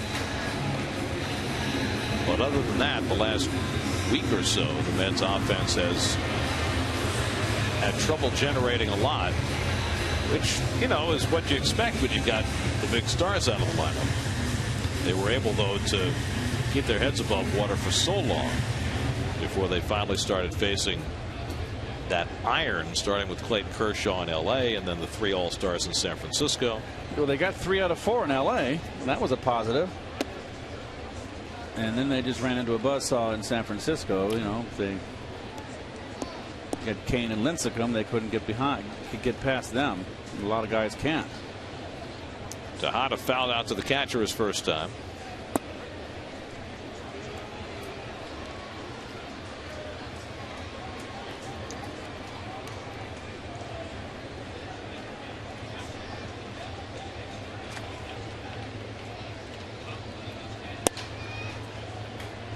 Well, you have to figure for Hensley, if he gets through this 5th inning, that he will get a handshake and a job well done. Right, and get a W, hopefully, if his bullpen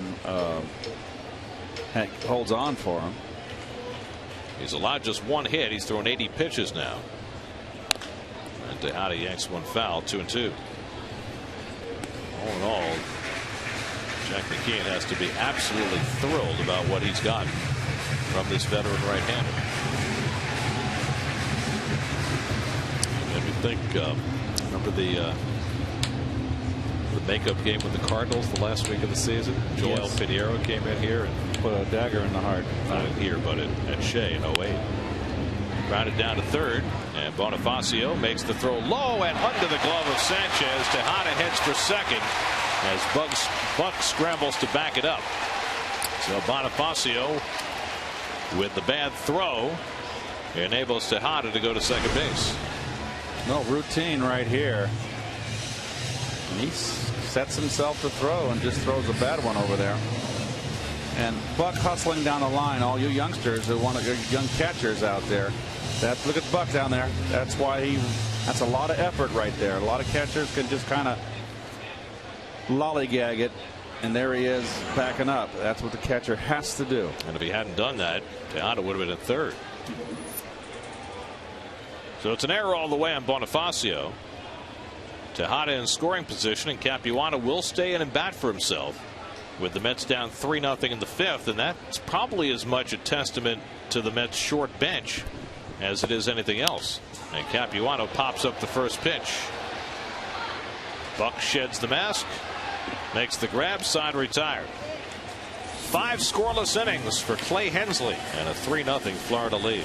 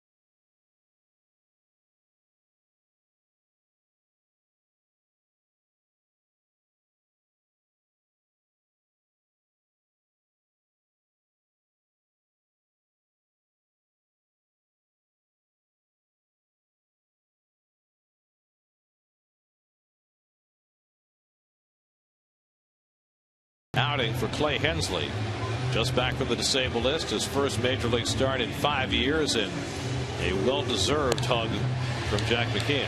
Yep, no question. And pitchers and catchers always have that special relationship. So he is clearly done after 5 innings and 84 pitches, allowing just 1 hit in his first start in 3 seasons. Something else. Chris Capuano on the short end stayed in to bat for himself and will continue on into the top of the 6th. It'll be Ramirez, Sanchez, and Stanton, the 3 guys who got it going for the Marlins in the 4th inning. After Capuano had retired the first 2 in the 4th, Ramirez singled, Sanchez walked, Stanton doubled in 2 runs, and then Cameron singled in another. And those are the 3 runs for the Marlins tonight. Ramirez 1 for 2, stepping out as he takes a strike. What was that? You got me. I mean, did he think he had asked for time, or was he just taking all the way? Sometimes Hanley can get too cool for school, as Ronnie likes to say. Murphy backs off to play the 2-hopper and makes the long toss to Evans right on target. You know, let me make a comment here. Murph has really worked hard, and Hanley's upset at himself. Murph's really worked hard at his defense, and you know, basically a man without a position, and he can hit. He works hard on his defense now because he understands that he wants to play every day, and he knows that if he's going to be a liability in the field, he's not going to play every day. Ramirez still has not made it off the field as Gabby Sanchez takes ball 1. And then, you know, you were talking before about star players and the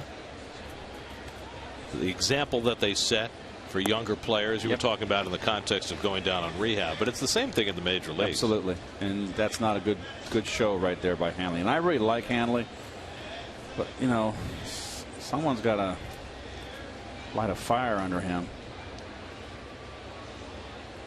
Sanchez strokes one toward the middle, and over comes Tejada to get it. 2 out. So 2 up and 2 set aside by Capuano in the 6th. Let's check in with the studio. Chris Carlin standing by with the New York State Smokers Quit Line game break.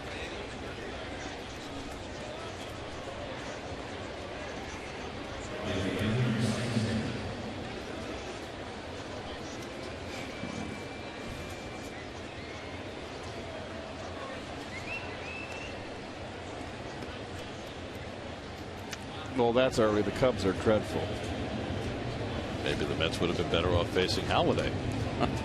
He's human tonight. It's early. Here's Mike Stanton, who doubled in the first 2 runs of this game. And he takes low from Capuano for ball 1. It's almost Hanley.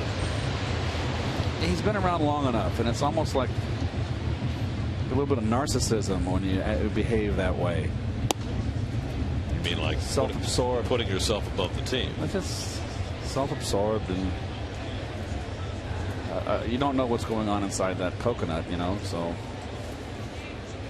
I know one thing: the skipper down there is not going to particularly care for that.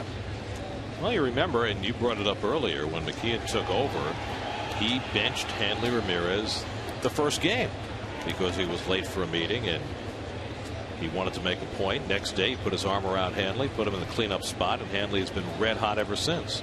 So the question is, as a manager, do you overlook what you just saw because, you know, you're getting the best out of Hanley right now? It's a tough call, right? Yep. Stanton strikes out. Capuano's got a 1-2-3 inning. We go to the bottom of the 6th. Top of the order coming up. Mets down 3-0.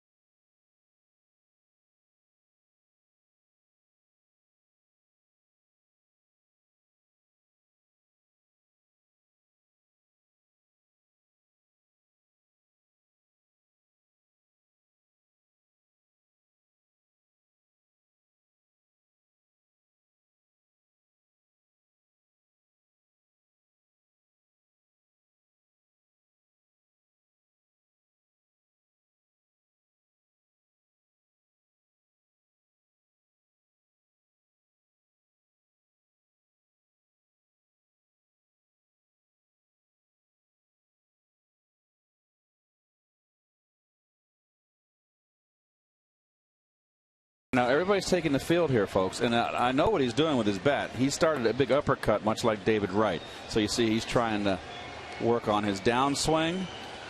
But you know what? The inning's over. Right now the first baseman is throwing ground balls to his infielders. There's no Hanley. Then watch this. Is this what you want from a star player? You walk out to your position? I don't think so. And I think there's no more I can say about it. A pitcher says 1,000 words. But I want to get back to the point that I started to make at the end of the inning. As a manager, I would imagine that you have to pick your battles. And the question is something like what we've just seen for the last 5 minutes with Hanley Ramirez worth battling over as Mike Dunn takes over the pitching for the Marlins? And you see Dunn that came over from the Braves in that trade also. And getting back to your comment, Gare, you got general managers making decisions. The general manager can say, you know what? There's a lot of guys that would like to have Hanley Ramirez. Maybe I can get a handful of young, hungry players. Angel Pagan leading off in the home sixth against Dunn. First pitch he sees, he flies out to Stanton. 1 pitch and 1 out. But I think that, if you look at the way they have structured the team in Florida, they're building around Hanley Ramirez, and I think not necessarily, Garrett. You can, if that kind of attitude persists, I don't want that on my team. But it's been that way since he's been in the major leagues, off and on. Not all the time, but we've seen, instances where he didn't run hard after a ball, or he pouts, or we've seen this kind of thing before. So the question is, do you throw the baby out with the bathwater? Well, I guess that's the question. When do you get fed up with it? Well, I guess maybe it depends if he's hitting 340 or hitting 240. Precisely. And, he's the type of guy that if you trade him, he'll go off and have a couple good years somewhere new. Sure. He's got something to prove. Well, I mean, they traded Miguel Cabrera because they felt as though, in part, he was not a good influence on Hanley Ramirez, and Miguel Cabrera's had all-star seasons in Detroit. And a lot of times when, Hanley's still a young man and just getting into his prime. And a lot of times it takes a trade when you go over to a new club where you grow up. Much like Cabrera has over in Detroit under Leland. Although he's had his problems there. He had the DUI. Well, that's entirely different. That is off-field problems in my mind, not on-field. Lack of hustle, bad attitude. That's off the field. It's entirely different. Willie Harris has been aboard twice with a double and a walk. He has the Mets' only hit. Flies this one down the left field line and foul. 2-2. Well, they got a new stadium next year, and they need marquee players, and they're going to have a dome there, and they need a dome because it's so awful hot down there. Who in the heck wants to go watch a ball game in August at that ballpark that's made for football? And you sit there, and it's just insufferable weather. So now it's going to be comfort for the fans, and you got to have marquee. But I tell you what, if I'm GM, I would listen. I'd have my ears open. I would say, hey, I'm open to what could you do if I told you, strike three right there called, if I offered you Hanley Ramirez, he's available. I would entertain from every general manager, what could you bring me? 2 out and nobody on Daniel Murphy. But, if the Marlins do that, it's much the same as the question we asked very early this year with Jose Reyes, even before he got hot. How do you replace a player like that? I understand. I mean, there just aren't that many quality shortstops around who can do what those guys can do. The one thing, the main difference is that Jose likes to play. He's healthy this year, and Jose hustles. Well, Hanley usually plays great when Jose's around. Well, yeah, so does Jimmy Rollins for some reason, huh? 1-1 to Murph, who's flat out twice tonight. They're all very interesting questions because it all goes to team structure. How do you put together your best possible team? Balancing numbers against team. And sometimes those two things don't work in concert. Well, there might be a day that Hanley is such a great talent, and like I said, I really like him. He's a good kid, good young man. Sometimes it takes some people longer to get it than the others. 1-2 to Murph, and it misses down. 2-2. I mean, I never would have thought that David Cone would have become, on a Yankee ball club, a player that everybody looked up to. I mean, David became a veteran, and David was like the youngster on our pitching staff, and he developed and grew into a leadership role. Mike Dunn comes in, throws a 1-2-3 inning, and we're on to the 7th in this makeup game. It's been all Florida.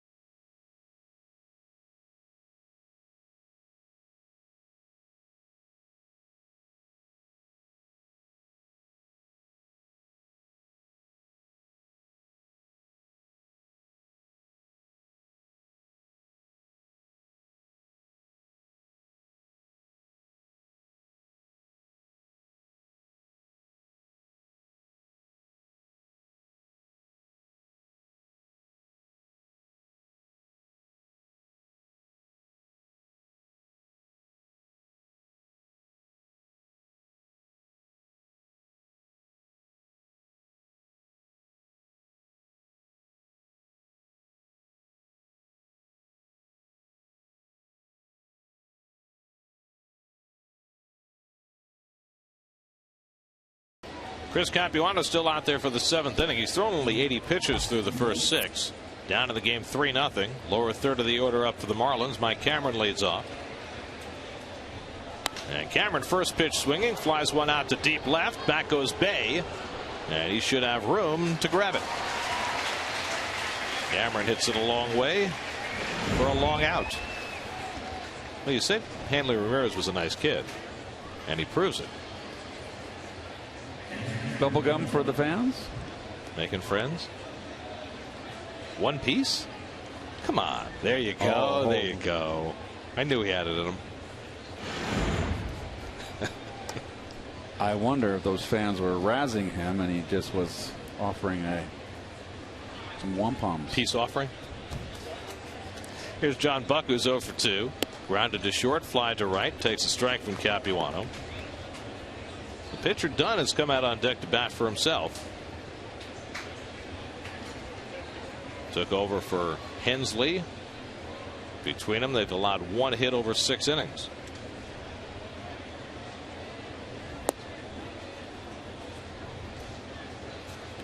Both bullpens quiet. Capuano generally has been a guy whose results have faltered after 90-95 pitches or so.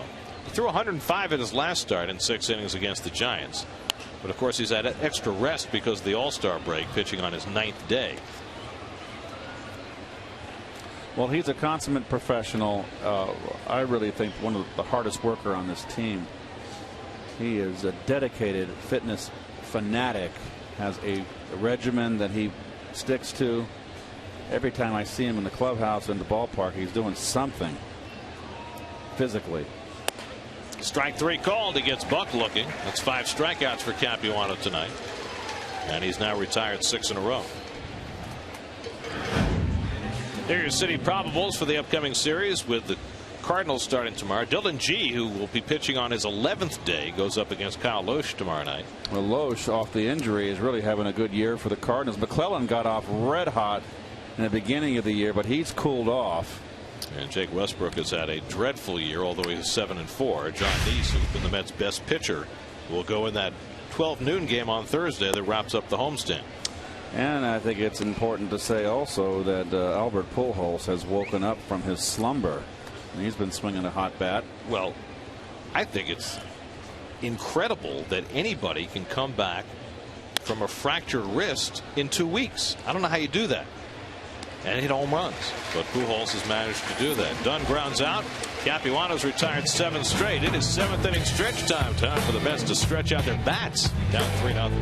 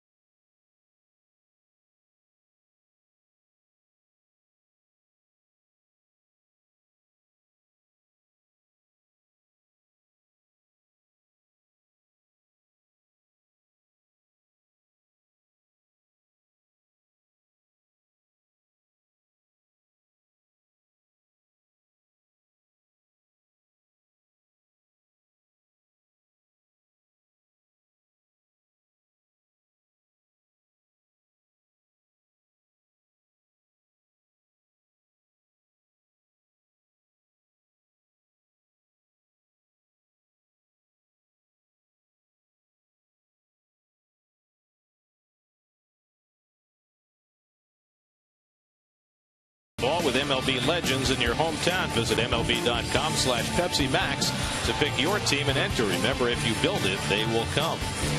By Mazda, zoom, zoom. And the hit series Storage Wars is back with another high-stakes season. Don't miss the season premiere of Storage Wars this Wednesday night at 10, only on A&E. Get an in-depth look at tomorrow's Mets-Cardinals series opener with live reports from Citi Field, insider info, and exclusive interviews. Daily News Live, presented by Citi, part of the New York Sports Local, tomorrow at 5 on SNY. Chris Capuano, 7 strong innings. He had the one hiccup in the 4th when he gave up 3 runs after 2 out and nobody on. Pedro Beato up in the Mets bullpen. Capuano at a reasonable pitch count through 7 innings. He's only thrown 88 pitches, and his turn at bat is not coming up. So we'll see whether he gets to stay in. A little rain has begun to fall. Oh, wonderful. It is, of course, an official game since we've played more than 5 innings. Nick Evans up for the second time, leads off in the home 7th against Mike Dunn, who set the Mets down 1-2-3 in the 6th. Evans took a call 3rd strike in the 4th. Came in when Scott Hairston left with a contusion of his left shin after fouling a ball off his leg in the 1st inning.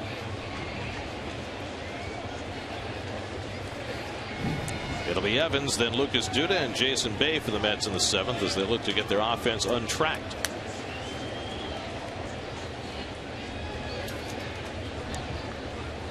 And Evans hits it hard. That's a base hit. The Mets' second hit and their first since the 1st inning. Bobby Parnell joins Pedro Beato in the Mets bullpen. So the Mets have a leadoff base runner for the 3rd time tonight. Hensley twice issued leadoff walks but didn't get hurt by it. Duda drew one of those leadoff walks in the 2nd but was erased on a double play. Then he flied out in the 4th.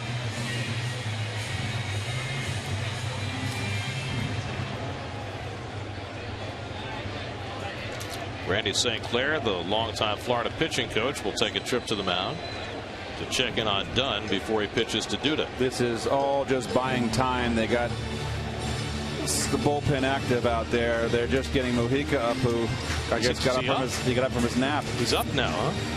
And he's had a fine year, by the way. But that's just stalling for time here to get Mujica ready. If you don't know what we're referring to, a couple of days ago, they discovered Mujica asleep in the bullpen at Wrigley Field. On a day game, which is a no-no. Because a night game, you can get away with it. But Chicago, they don't close down around 5 in the morning. That is not a good idea to do. And he admitted that he had slept for about 5 minutes out there and that it was part of his routine. Of course, there's no place to hide in the bullpen at Wrigley Field because the bullpen is on the field. And then yesterday, Mujica was down in the bullpen and he hung a sign around his neck which said, "Cameraman, please do not disturb." So you got to laugh out of it. It's fun when you can do that when you're 8-2. Don't do it when you're 2-8. Now Dunn behind on Duda 2-0 with Jason Bay waiting on deck. Well, the Mets trying to build something here in the 7th inning. On what has so far been a punchless night. Evans at first, not much speed. 2-0 the count to Duda. And now it's 3-0. So Dunn firing that fastball wide. And you have to figure that Duda's got to watch one here. This has been Dunn's problem. Can be a little bit on the wild side. John Buck goes out to the mound and he is chased immediately by the home plate umpire Angel Hernandez. After all, Randy St. Clair had just been to the mound. Well, he has a right to go out there. Angel's always got to stick his nose in everything. Doesn't matter what game, he's always got to pry. Got to make himself be seen. The umpires call the game and should not be seen. That's when they do a good job. 3-0 to Duda. And he takes a strike.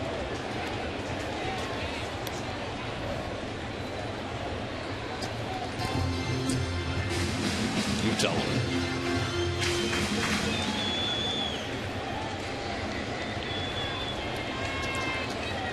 Rain falling. A few fans have umbrellas, but I think most of it find it refreshing right now. Duda pulls one down to first. Sanchez gets the out at second. Ramirez the return for the 3-6-3 double play. Marlins turn their second infield double play of the night. Well, Taylor made a big hop, comes in, cuts the angle off, perfect throw, plenty of time to get back.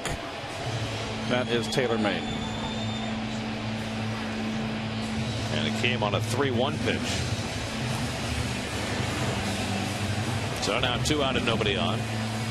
And the rain starts to fall a little harder. Sending some of the fans back for cover. You said, Gary, it wasn't going to come till 10 o'clock. That's what I was told. Disappointed in you. I don't make up the forecast. I just read what it says on weather.com.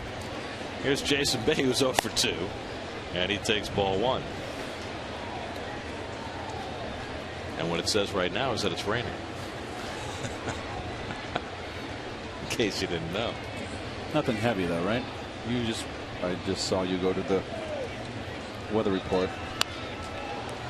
The radar. We're about to get an update. Oh, okay. But that heavier rain has subsided pretty quickly. It's not raining as hard as it was a couple of moments ago. Just a little shower on top of us right now. 1-1 to Bay with 2 out and nobody on, and Jason takes it wide. Well, Dunn's a very hard thrower, and he's got a great arm, left-hander. He's got a future ahead of him.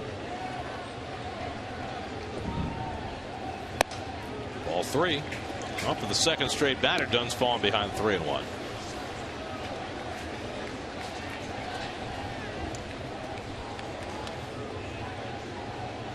Started out with the Yankees. Traded to the Braves, and then last offseason to the Marlins.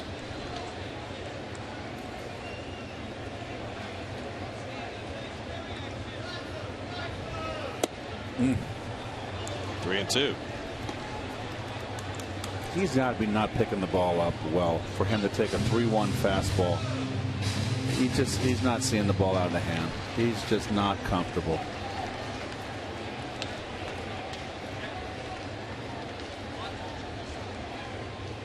Three and 2 to Bay, and ball 4 puts him aboard. First walk given up by Dunn.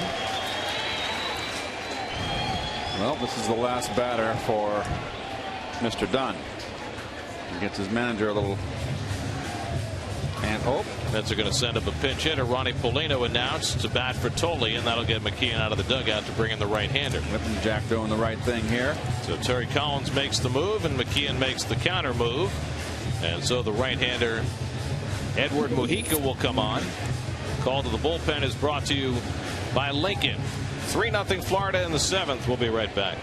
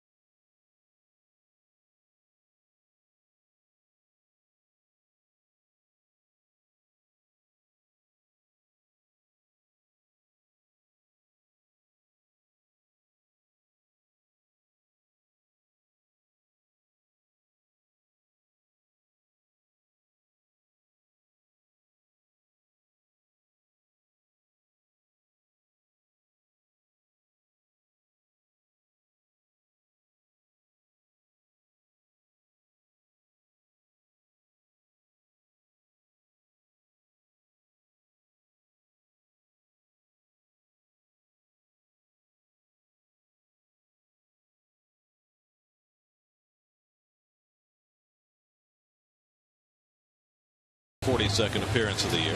Well, they got Mujica from the Padres, and he has had a terrific. Remember, he had a terrible spring, and he shouldn't have made the ball club, but he went north with the team, and he's done a great job for him. And Ronnie Polino, who played for the Marlins last year, batting for Josh Tolley. Bats with 2 out and Bay at first. And Ronnie takes a strike. Mujica's actually been tougher against lefties than he has against righties this year. He's got that split finger, and the rain's coming down a little harder. Looks like we're going to get a little heavier shower for the next few minutes. Polino takes it off the plate, and it's 1-1. Mujica came over in that trade with Ryan Webb from the Padres for Cameron Maben, who has just really laid an egg in San Diego. Webb's on the disabled list for Florida right now. 2 balls and a strike to Polino. Well, Maben was the MVP of opening day, remember? Yes. The man that runs funny. He's got that helicopter. Right arm flapping. The helicopter arm. Mets haven't played the Padres yet this year. They haven't played the Reds yet this year. They'll be going to Cincinnati next week. Boy, the Reds have just had a rough go. They're under 500, but they're right there in the middle of that Central. They can get any kind of pitching. Yep, they haven't gotten the pitching. Bailey pitched a gem for them yesterday. They're in a rain delay in Pittsburgh. They haven't started that game yet. 2-2 to Polino. And Ronnie tries to hold, but he went around, strike 3. So Mujica comes on, strikes out Polino, and the Mets are done in the bottom of the 7th. 3-0 Florida.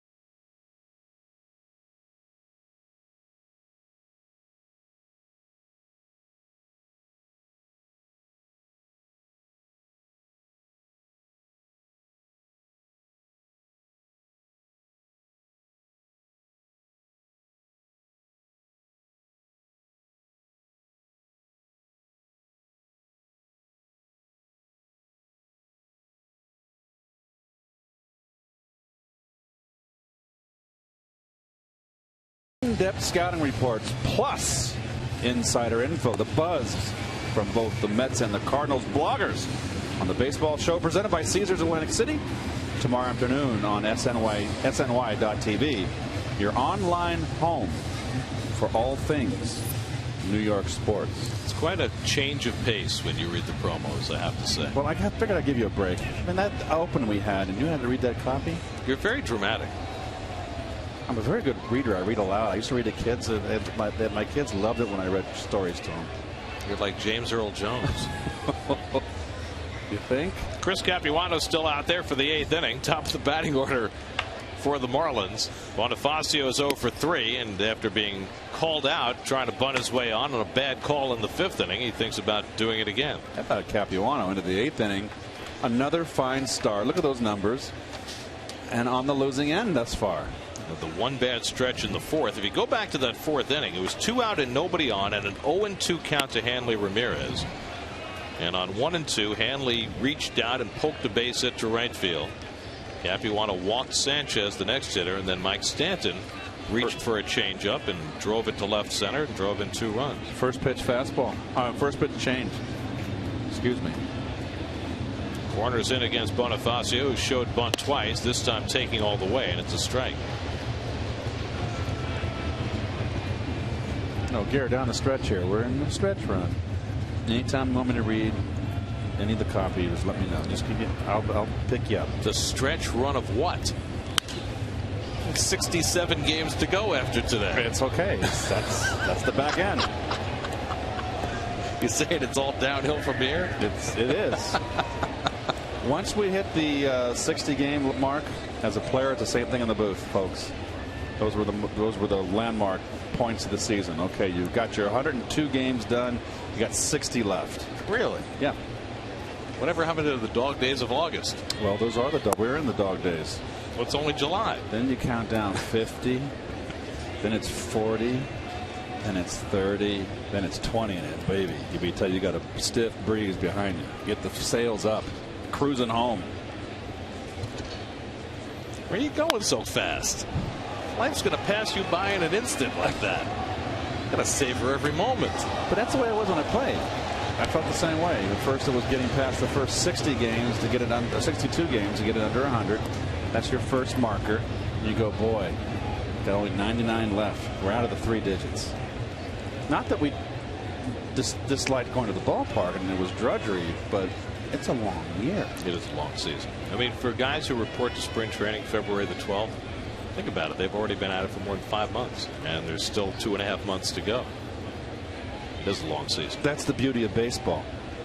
In my mind, outside of the perfect geometry, the geometrics of this ballpark and everything with the way the game is played as far as the rules and dimensions, I love it. But it is a marathon test of fortitude and strength, perseverance. Hit hard over the bag, and Bonifacio's got himself a base hit. Chased by Duda, and Bonifacio tripping over the bag will hold at first base. But Bonifacio extends his hitting streak to 17 games. Well, went the other way there nicely, and nothing you can do about that. Oops. Whoop. Oh, it's the rain. The bags get wet, folks, and you can slip on those bags. Bonifacio, 17-game hitting streak, the longest active streak. And it's the first time all night that the Marlins have gotten the leadoff man on against Capuano. And you've got a guy in Capuano that holds runners on well. You could hit and run here. Infante bunted for a hit his last time up. So we'll see whether Jack McKeon asked him to sacrifice here. Well, you've got Murphy in tight. You've got Evans having to hold the runner on.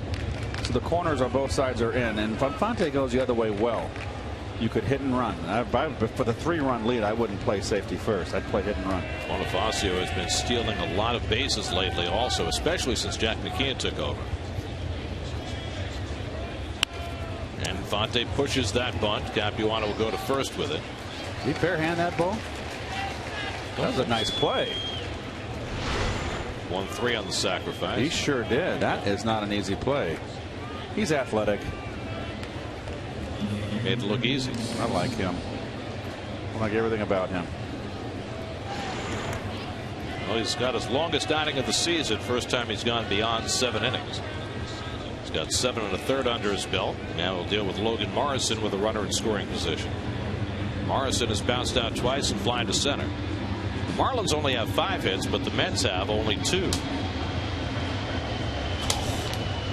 There goes Bonifacio. Throw by Paulino is not in time, and Bonifacio stays on the bag for his 18th stolen base of the year. He's just been running wild. Well, it's all about Bonifacio has a great speed. They got him from the Nationals, if you recall. He got off to that hot start and then couldn't hit. So if he's a guy that can just hit 260, 270 and draw more walks, he's going to play every day. I mean, you see the defense, the Mets have got to come in now. They can't give up another run. 0-1 to Morrison. Capuano has struck out 5 tonight. Could use one here. Morrison pulls it over the bag, and that'll bring home a run.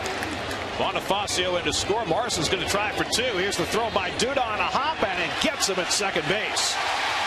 So Morrison is gunned down trying to stretch, but he drives in Bonifacio to make it 4-0 Florida. Nice play by Duda to throw him out. Well, nice throw by Duda. Perfect one hop, and nice effort by Morrison. You got a 4-run lead, make the perfect throw. It's not a bad play. And for Lucas Duda, who had not played a game in right field since April the 10th, it shows some pretty good instincts on how to approach that ball. So 2 out and nobody on with a run home. It's now 4-0 Florida, and here's Hanley Ramirez.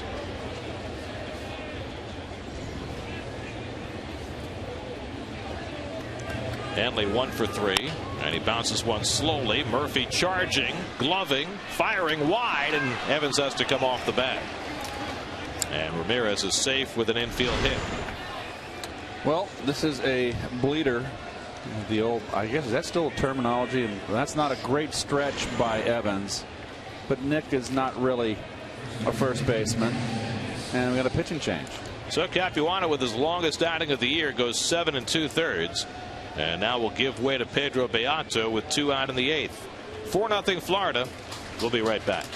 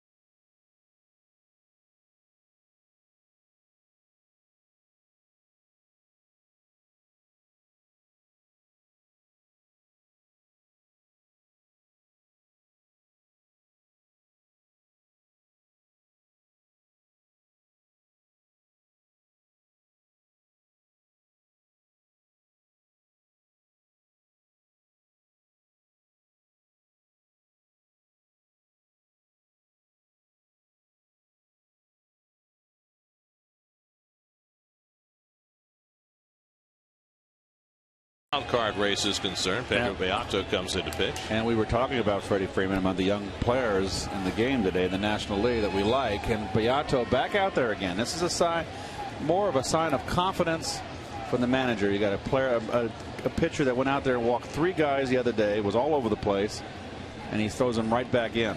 Gabby Sanchez, the batter. Hanley Ramirez takes off. He got a huge jump. Molina would have had no chance to get him as Beato paid him no mind. And so Hanley has his 17th stolen base of the year. Well, this Marlin team is playing inspired ball. What was their record that horrific month they had, Gare? I'm trying to find it. 5 23 in June. And God. Lost 19 out of 20 at one stretch. Good fastball by Beato, 1-1. Well, the one of the edicts from Jack McKeon has been for this team to run more, not just Bonifacio. Another guy he's had running is Mike Stanton, who didn't even have a stolen base attempt before McKeon took over. But Jack says Stanton could be a 30-30 guy. He's got enough speed to do that. Well, tell me that isn't something to put in front of Stanton and something he can attain. Shallow right. Duda coming on. And he gets there to make the grab. Good defensive inning for Duda. But the Marlins tack on a run. 4-0 Florida going to the bottom of the 8th.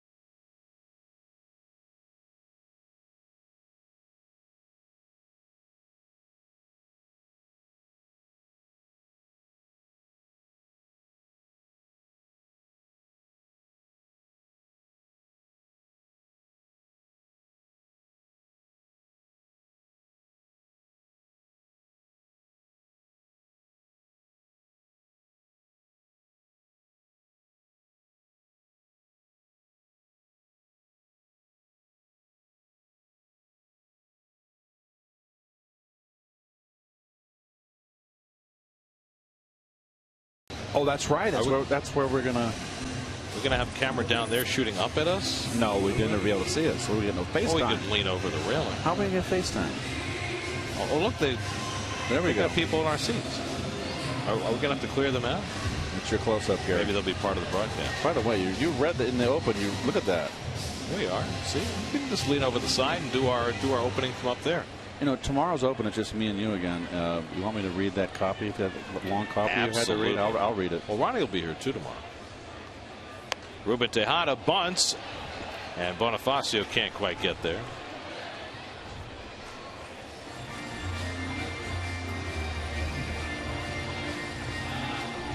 Tejada 0 for 2 is fouled out to the catcher and reached on an error. Jason Pridey on deck to bat for the pitcher Beato. By the way, I just realized something. Where's Kevin? You're just realizing this? Yeah. It's the 4th game since the All-Star break, and you haven't noticed that he hasn't been around? Well, when I work up here, I'm very focused on the game. You know the phrase, let's check in with Kevin? Yes. You haven't noticed that I haven't said that? Where is he? He's on vacation. Oh, good man. Right now, Kevin and his lovely bride, Rachel, and their wonderful son, Logan, are on a Disney cruise. That was Jonah Schwartz, by the way, who is not Kevin. Jonah has been filling in for Kev. And, folks, I don't want you to worry. Kevin is not suspended. No. There's Jonah. Jonas is filling that chair. Look at that. Very nicely. That's right where Kevin sits. 1-2 to Tejada. Randy Choate, the veteran left-hander, up in the Marlins bullpen.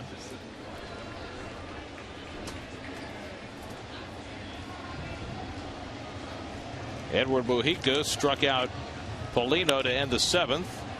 Stays on to pitch the 8th, and Tejada flies one foul. Ryota Igarashi up in the Mets bullpen.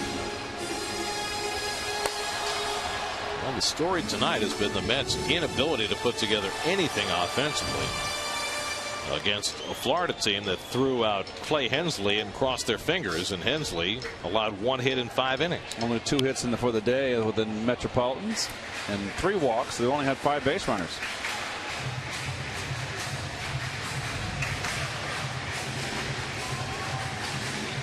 Actually make that 6. There was an error by Bonifacio back in the 5th.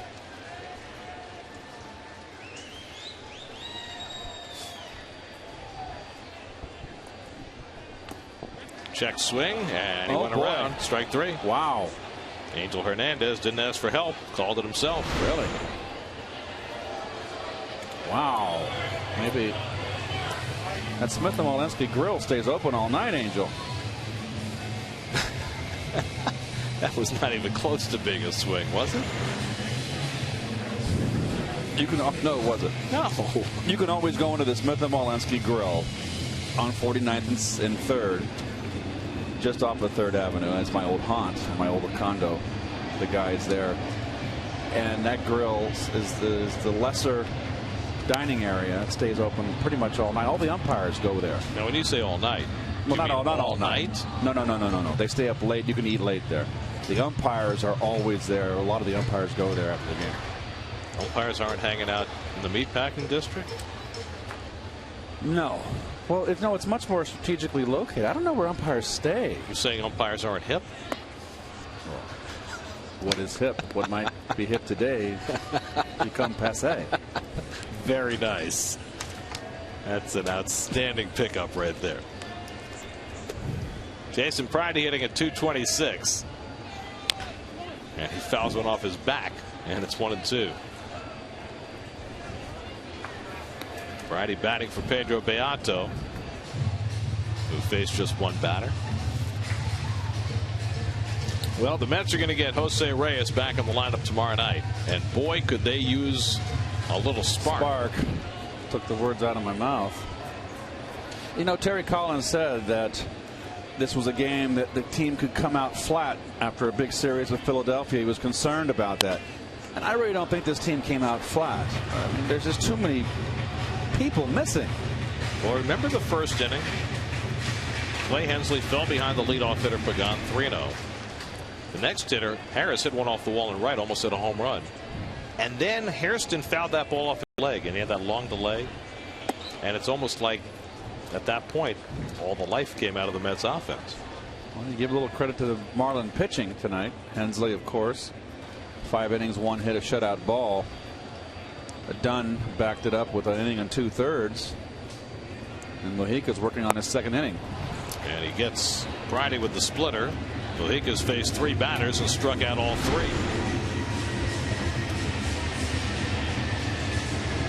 Well, that's the perfect bait pitch right there for a split finger.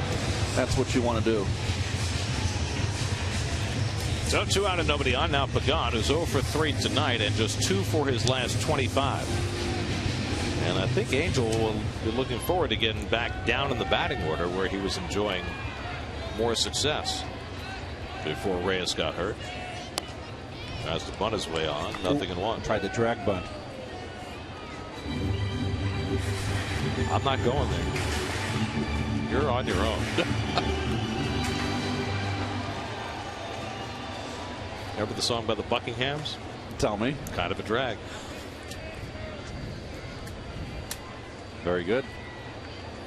But it's impossible to drag bunt, isn't it? Shallow left center. Who's going to get it? And in comes Dwayne Wise. Brought on for defense. Makes the defensive play. Mets are out 1-2-3. It's on to the 9th. 4-0 Marlins.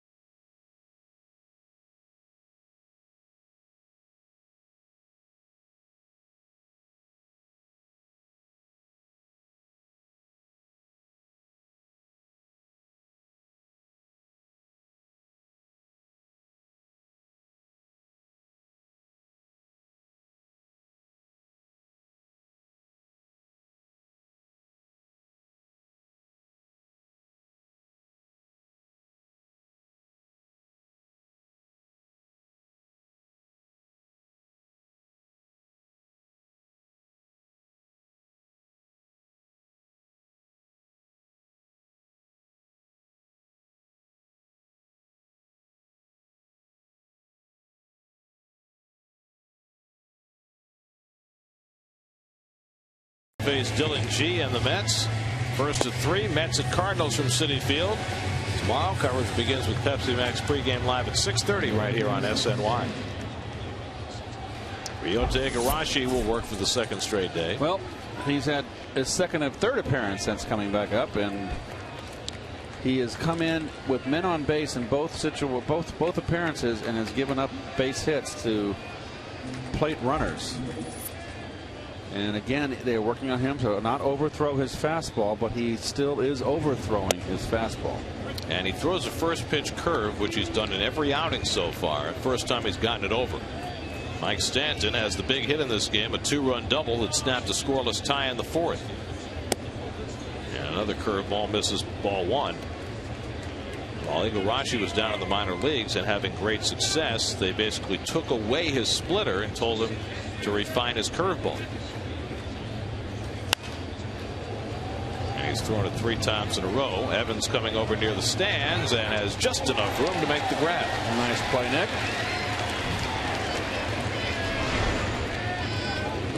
And turn your body backward into and back into that padding. Very nice. There you go. The young man thought he was going to get a souvenir, but Nick's glove was too big. You first baseman, you. Well, that's right. Here's Mike Cameron, 1 for 3, drove in a run with a 4th inning single.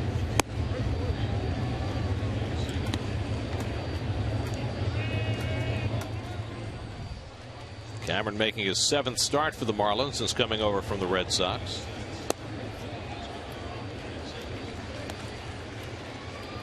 With Cameron gone from Boston, it means Josh Reddick has gotten more playing time, and he looks like he might be a star in the making for Boston. That is some high-powered Red Sox offense. It certainly is, and they're on top of the heap right now with the Yankees. The Yankees are losing tonight in the 7th, 4-2. Just amazing how Tampa Bay has been able to hang in. Huh? I didn't expect that.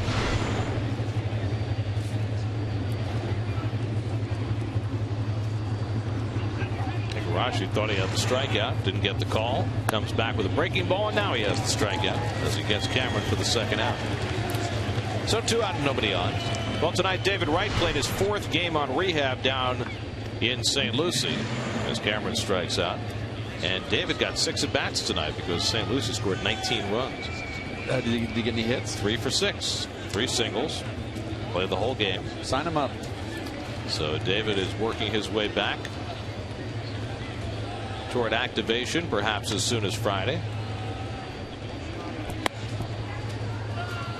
Steve Cishek is up in the bullpen for the Marlins. Looks like he'll get the 9th inning. And they'll save their closer, Leo Nunez, since it's not a safe situation. Greg Dobbs out on deck to bat for the pitcher if John Buck keeps the inning going. Fastball by Igarashi, 1-1. Mets will be trying to avoid getting shut out for the 5th time this year. Randy Choate, the left-hander, up alongside Cishek. Well, Choate is much like Burdack, kind of a specialist. Well, he's having a great year. 44 appearances. He's got an ERA under 1. Molino taking the brunt of that one. Right in the chest protector. Actually, I think it got him more in the arm. He's able to smile about it. Takes a special breed of cat to get all that gear on and get behind the plate. It's got to be a pain. 162 games. Put the shin protectors on. Got to put the chest protector on. Oh, please. But if you're a young, talented player with a strong arm, it's the fastest way to get to the big leagues. You're absolutely right.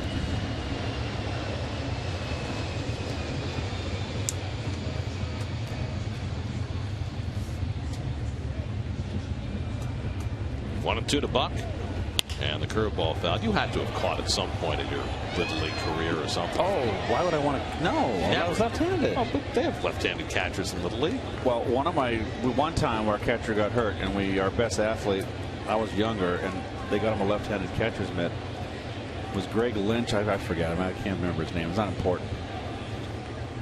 but no, I never caught. I mean, there have been left-handed catchers in the big leagues. Dale Long, Mike Squires, Benny DiStefano, not for very long. 1-2-3 inning for Igarashi. Best he's looked since coming back. Looks like Choate's going to pitch the bottom of the ninth. 4-0 Florida.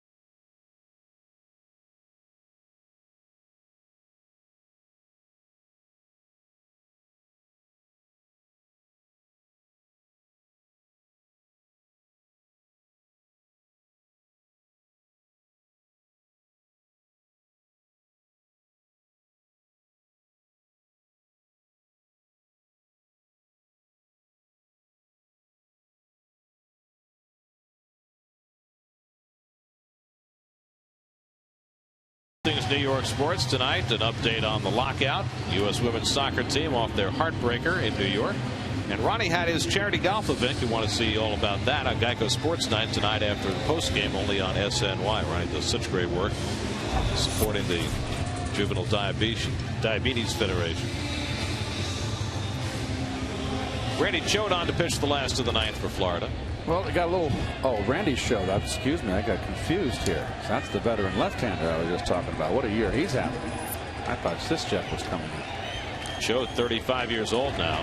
Last 2 years in Tampa Bay. He was in 85 games for the Rays last year. Willie Harris has one of the two-man hits in this game. Harris doubled off the wall and right back in the first inning. The only other hit, and Nick Evans singled through the hole in the seventh.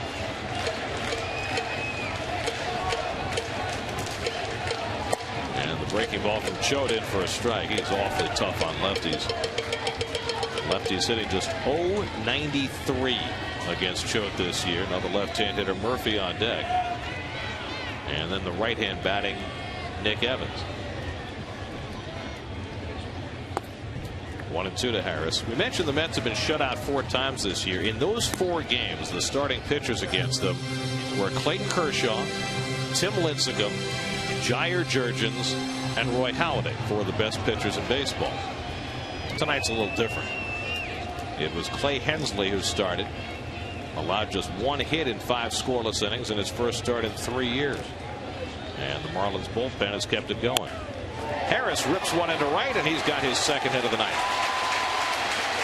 Well, Willie Harris having another terrific game. On base 3 times out of 4. Let's check in with the studio. Chris Carlin and Bobby Ojeda with a preview of what's coming up tonight on Lincoln Post Game Live.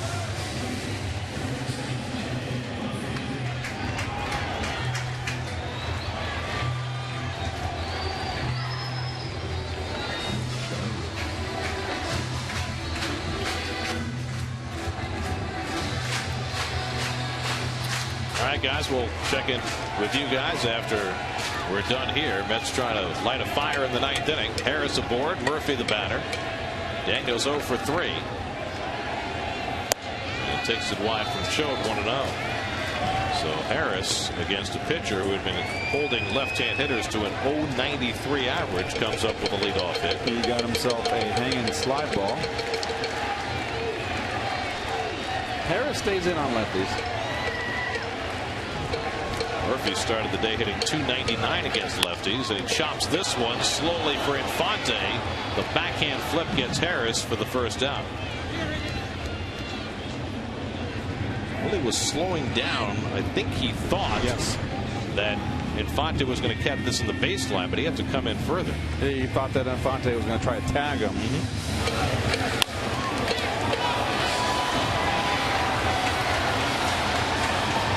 Probably wouldn't have mattered. He probably would have gotten him anyway. So 1 out and 1 on. And now here's Nick Evans.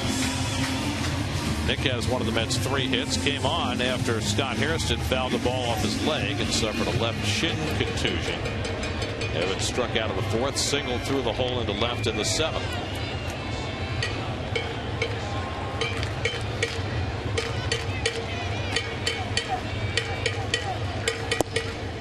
And Evans takes a knee-high strike.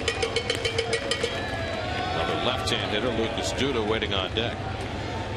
Mets have 2 right-handed bats on the bench, Justin Turner and perhaps Carlos Beltran, if available. Off the plate to Evans, 1-1. There is Carlos, and he's still got the sweatshirt on. And the Mets are justified in not letting us know whether Carlos is available for tonight's game, because people are listening in the clubhouse over there in the Marlin clubhouse. We're going to keep them in the dark whether Carlos is able to pinch hit or not. Keep that ace in the hole. But I'm very sure that Trader Jack McKeon, the manager of the Marlins, would not overlook the fact that there is always a possibility of Carlos. I mean, if the Mets get the tying run at the plate, you have to believe that Terry will at least consider pulling the trigger with Beltran. They need to get a couple more base runners to do that. And now Choate behind on Evans, 3-1. Well, yesterday the Mets were behind 8-1 going to the 8th, and benefiting from some wildness from Juan Perez, they were able to rally for 3 in the 8th and 1 in the 9th. Leo Nunez, the Marlins closer, is up, ready to, if a save opportunity presents itself, as it would if Evans gets aboard. Here's the 3-1, and it's wide, ball 4, and the Mets have 2 men on. So now it would be a save opportunity if Nunez comes in. And he is. Jack McKeon at the top step, talking it over with Randy St. Clair as pitching coach. And I would imagine he'll stay with Choate for one more batter because you got the left-hand hitter Duda coming up. Well, if he gets Duda out, Bay can't beat them. He'll stay with Choate, I would think. If he doesn't want to use Nunez. After Bay, it's all right-handed. It's all after Duda, it's all right-handed bats. Right, but what I'm saying, a 3-run home run's not going to beat you. Duda's 0 for 2 and a walk. First and second and 1 out.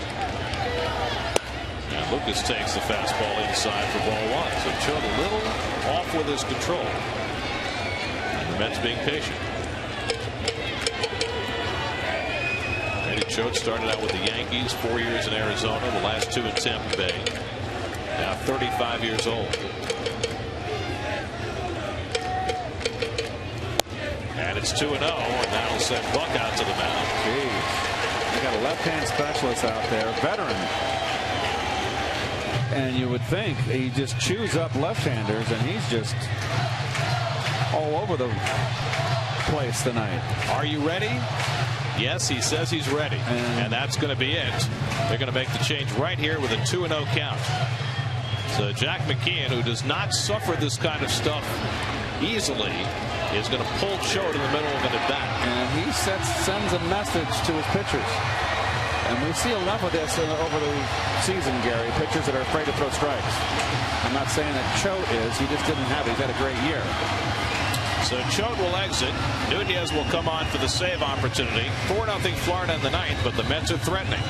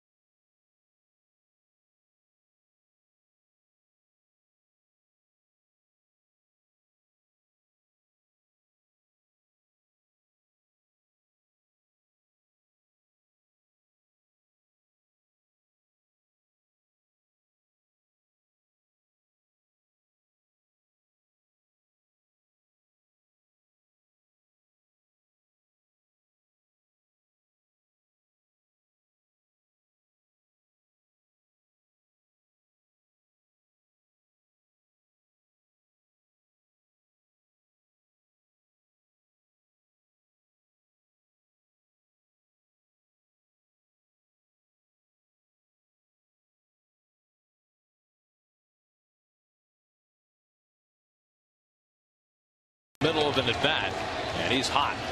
Well, that's a hang with him. He's mad at Jack, and too bad. He just walked Evans and went 2-0 on Duda. So Leo Nunez comes in to try for his 27th save. Oh, these makeup games. 2-0 the count. And Duda swings and misses at the first pitch Nunez throws. 2-1. If the at bat results in a walk, it would be charged to Choate. Anything else is charged to Nunez. And now Choate trying to be supportive. 2-1 to Duda. Mets need to get him on to get the tying run to bat. And that's below the knees, and now it's 3-1. Nunez has 3 blown saves this year. They all came in a 3-week span, late May, early June, when the Marlins were going into their tailspin. They had 13 one-run losses in the month of June, and Nunez was part of that.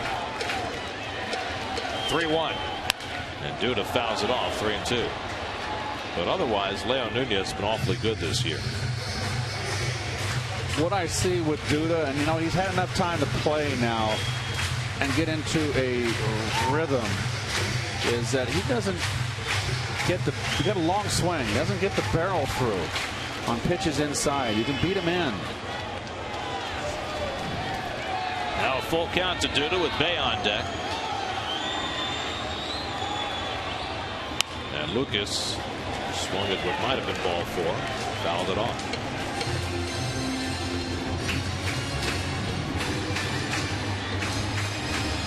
Mets were shut out on 2 hits over the first 8 innings by 3 Florida pitchers. Choate giving them an opening here in the 9th.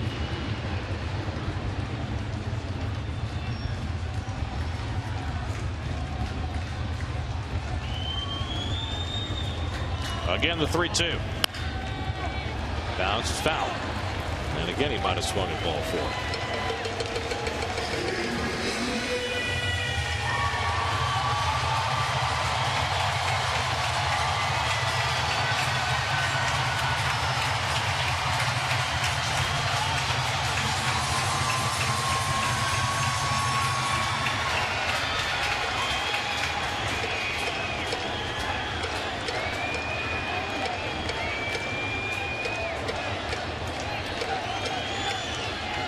Pitch of the at bat coming to Duda, and he fouls off another one.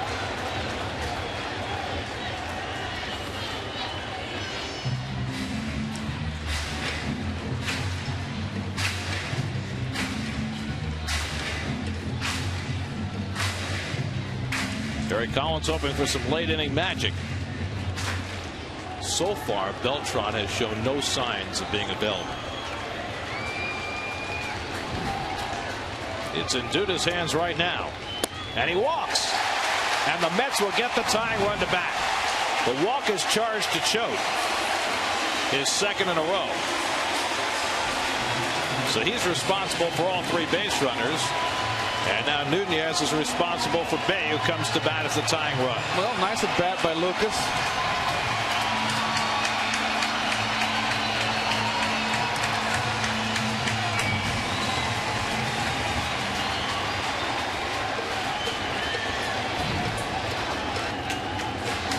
Murphy at 3rd, Evans at 2nd, Duda at 1st, 1 out. Mets down 4-0 in the 9th.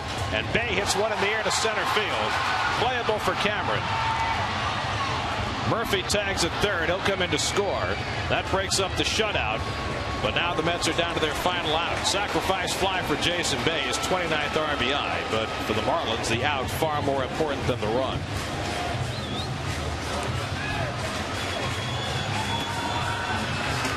Choate came back out after a little temper tantrum. And you know what? The next time he goes out there, Gary, he knows the manager's not good. As good a year as he's had against left-handers, he's not gonna. He'll be more bearing down to get the lefties out. So now it's left to Ronnie Polino, tying run at the plate in a 4-1 game. Polino came out as a pinch hitter in the 7th and struck out, stayed in the game behind the plate. Evans now at 3rd, Duda at 1st with 2 down.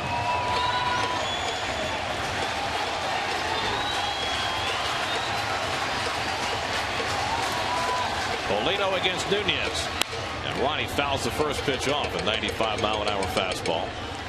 As yet, nobody is on deck for the Mets, and now Ruben Tejada does come out, but Beltran has gone to the bat right.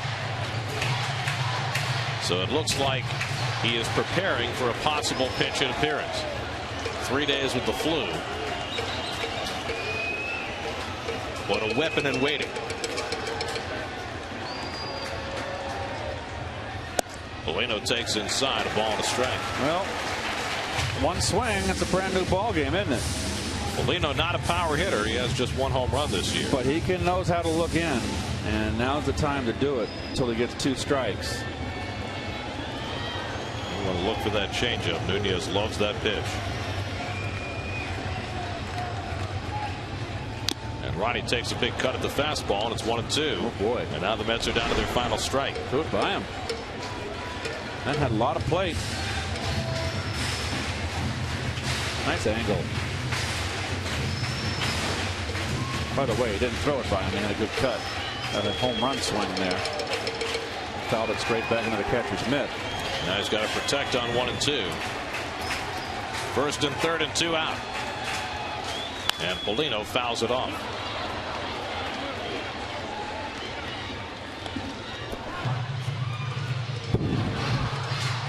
Evans at third, Duda at first.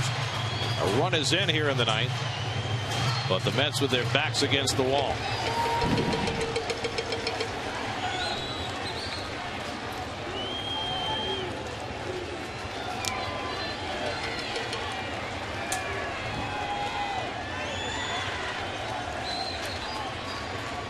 One, two. Slow ground ball. Ramirez in. Takes his time, throws out Polino, and the ball game is over. So the Marlins come to New York for a 1-game makeup, and they come away victorious. Tremendous pitching by Clay Hensley in his first start in 3 years. He goes 5 scoreless innings for the win, and the Mets managed just a run on 3 hits as they lose for the 5th time in their last 6 games. Well, they only left 6 men on base. Didn't have much offense today. Hairston left the game, a foul tip off his shin. Already with Beltran, Reyes, Wright, and Davis out of the lineup. So not much of a lineup up there, and the good pitching by the Marlins, and they continue their great play under Jack McKeon. Well, the Marlins have now won 13 of their last 17 as McKeon's Marlins continue to roll. Florida wins at 4-1. Back with more from Citi Field in a moment.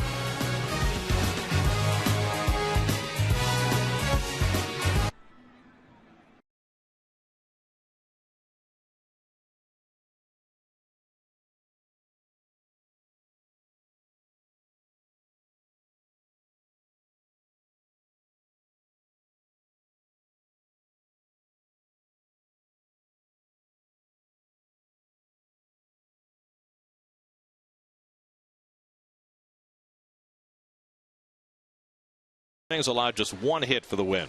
Well, he pitched a fine ball game, and the Mets, so depleted in their offense, all of their lineup, didn't mount much of a threat at all. The 9th inning, they made a little. Capiano pitched a very fine ball game.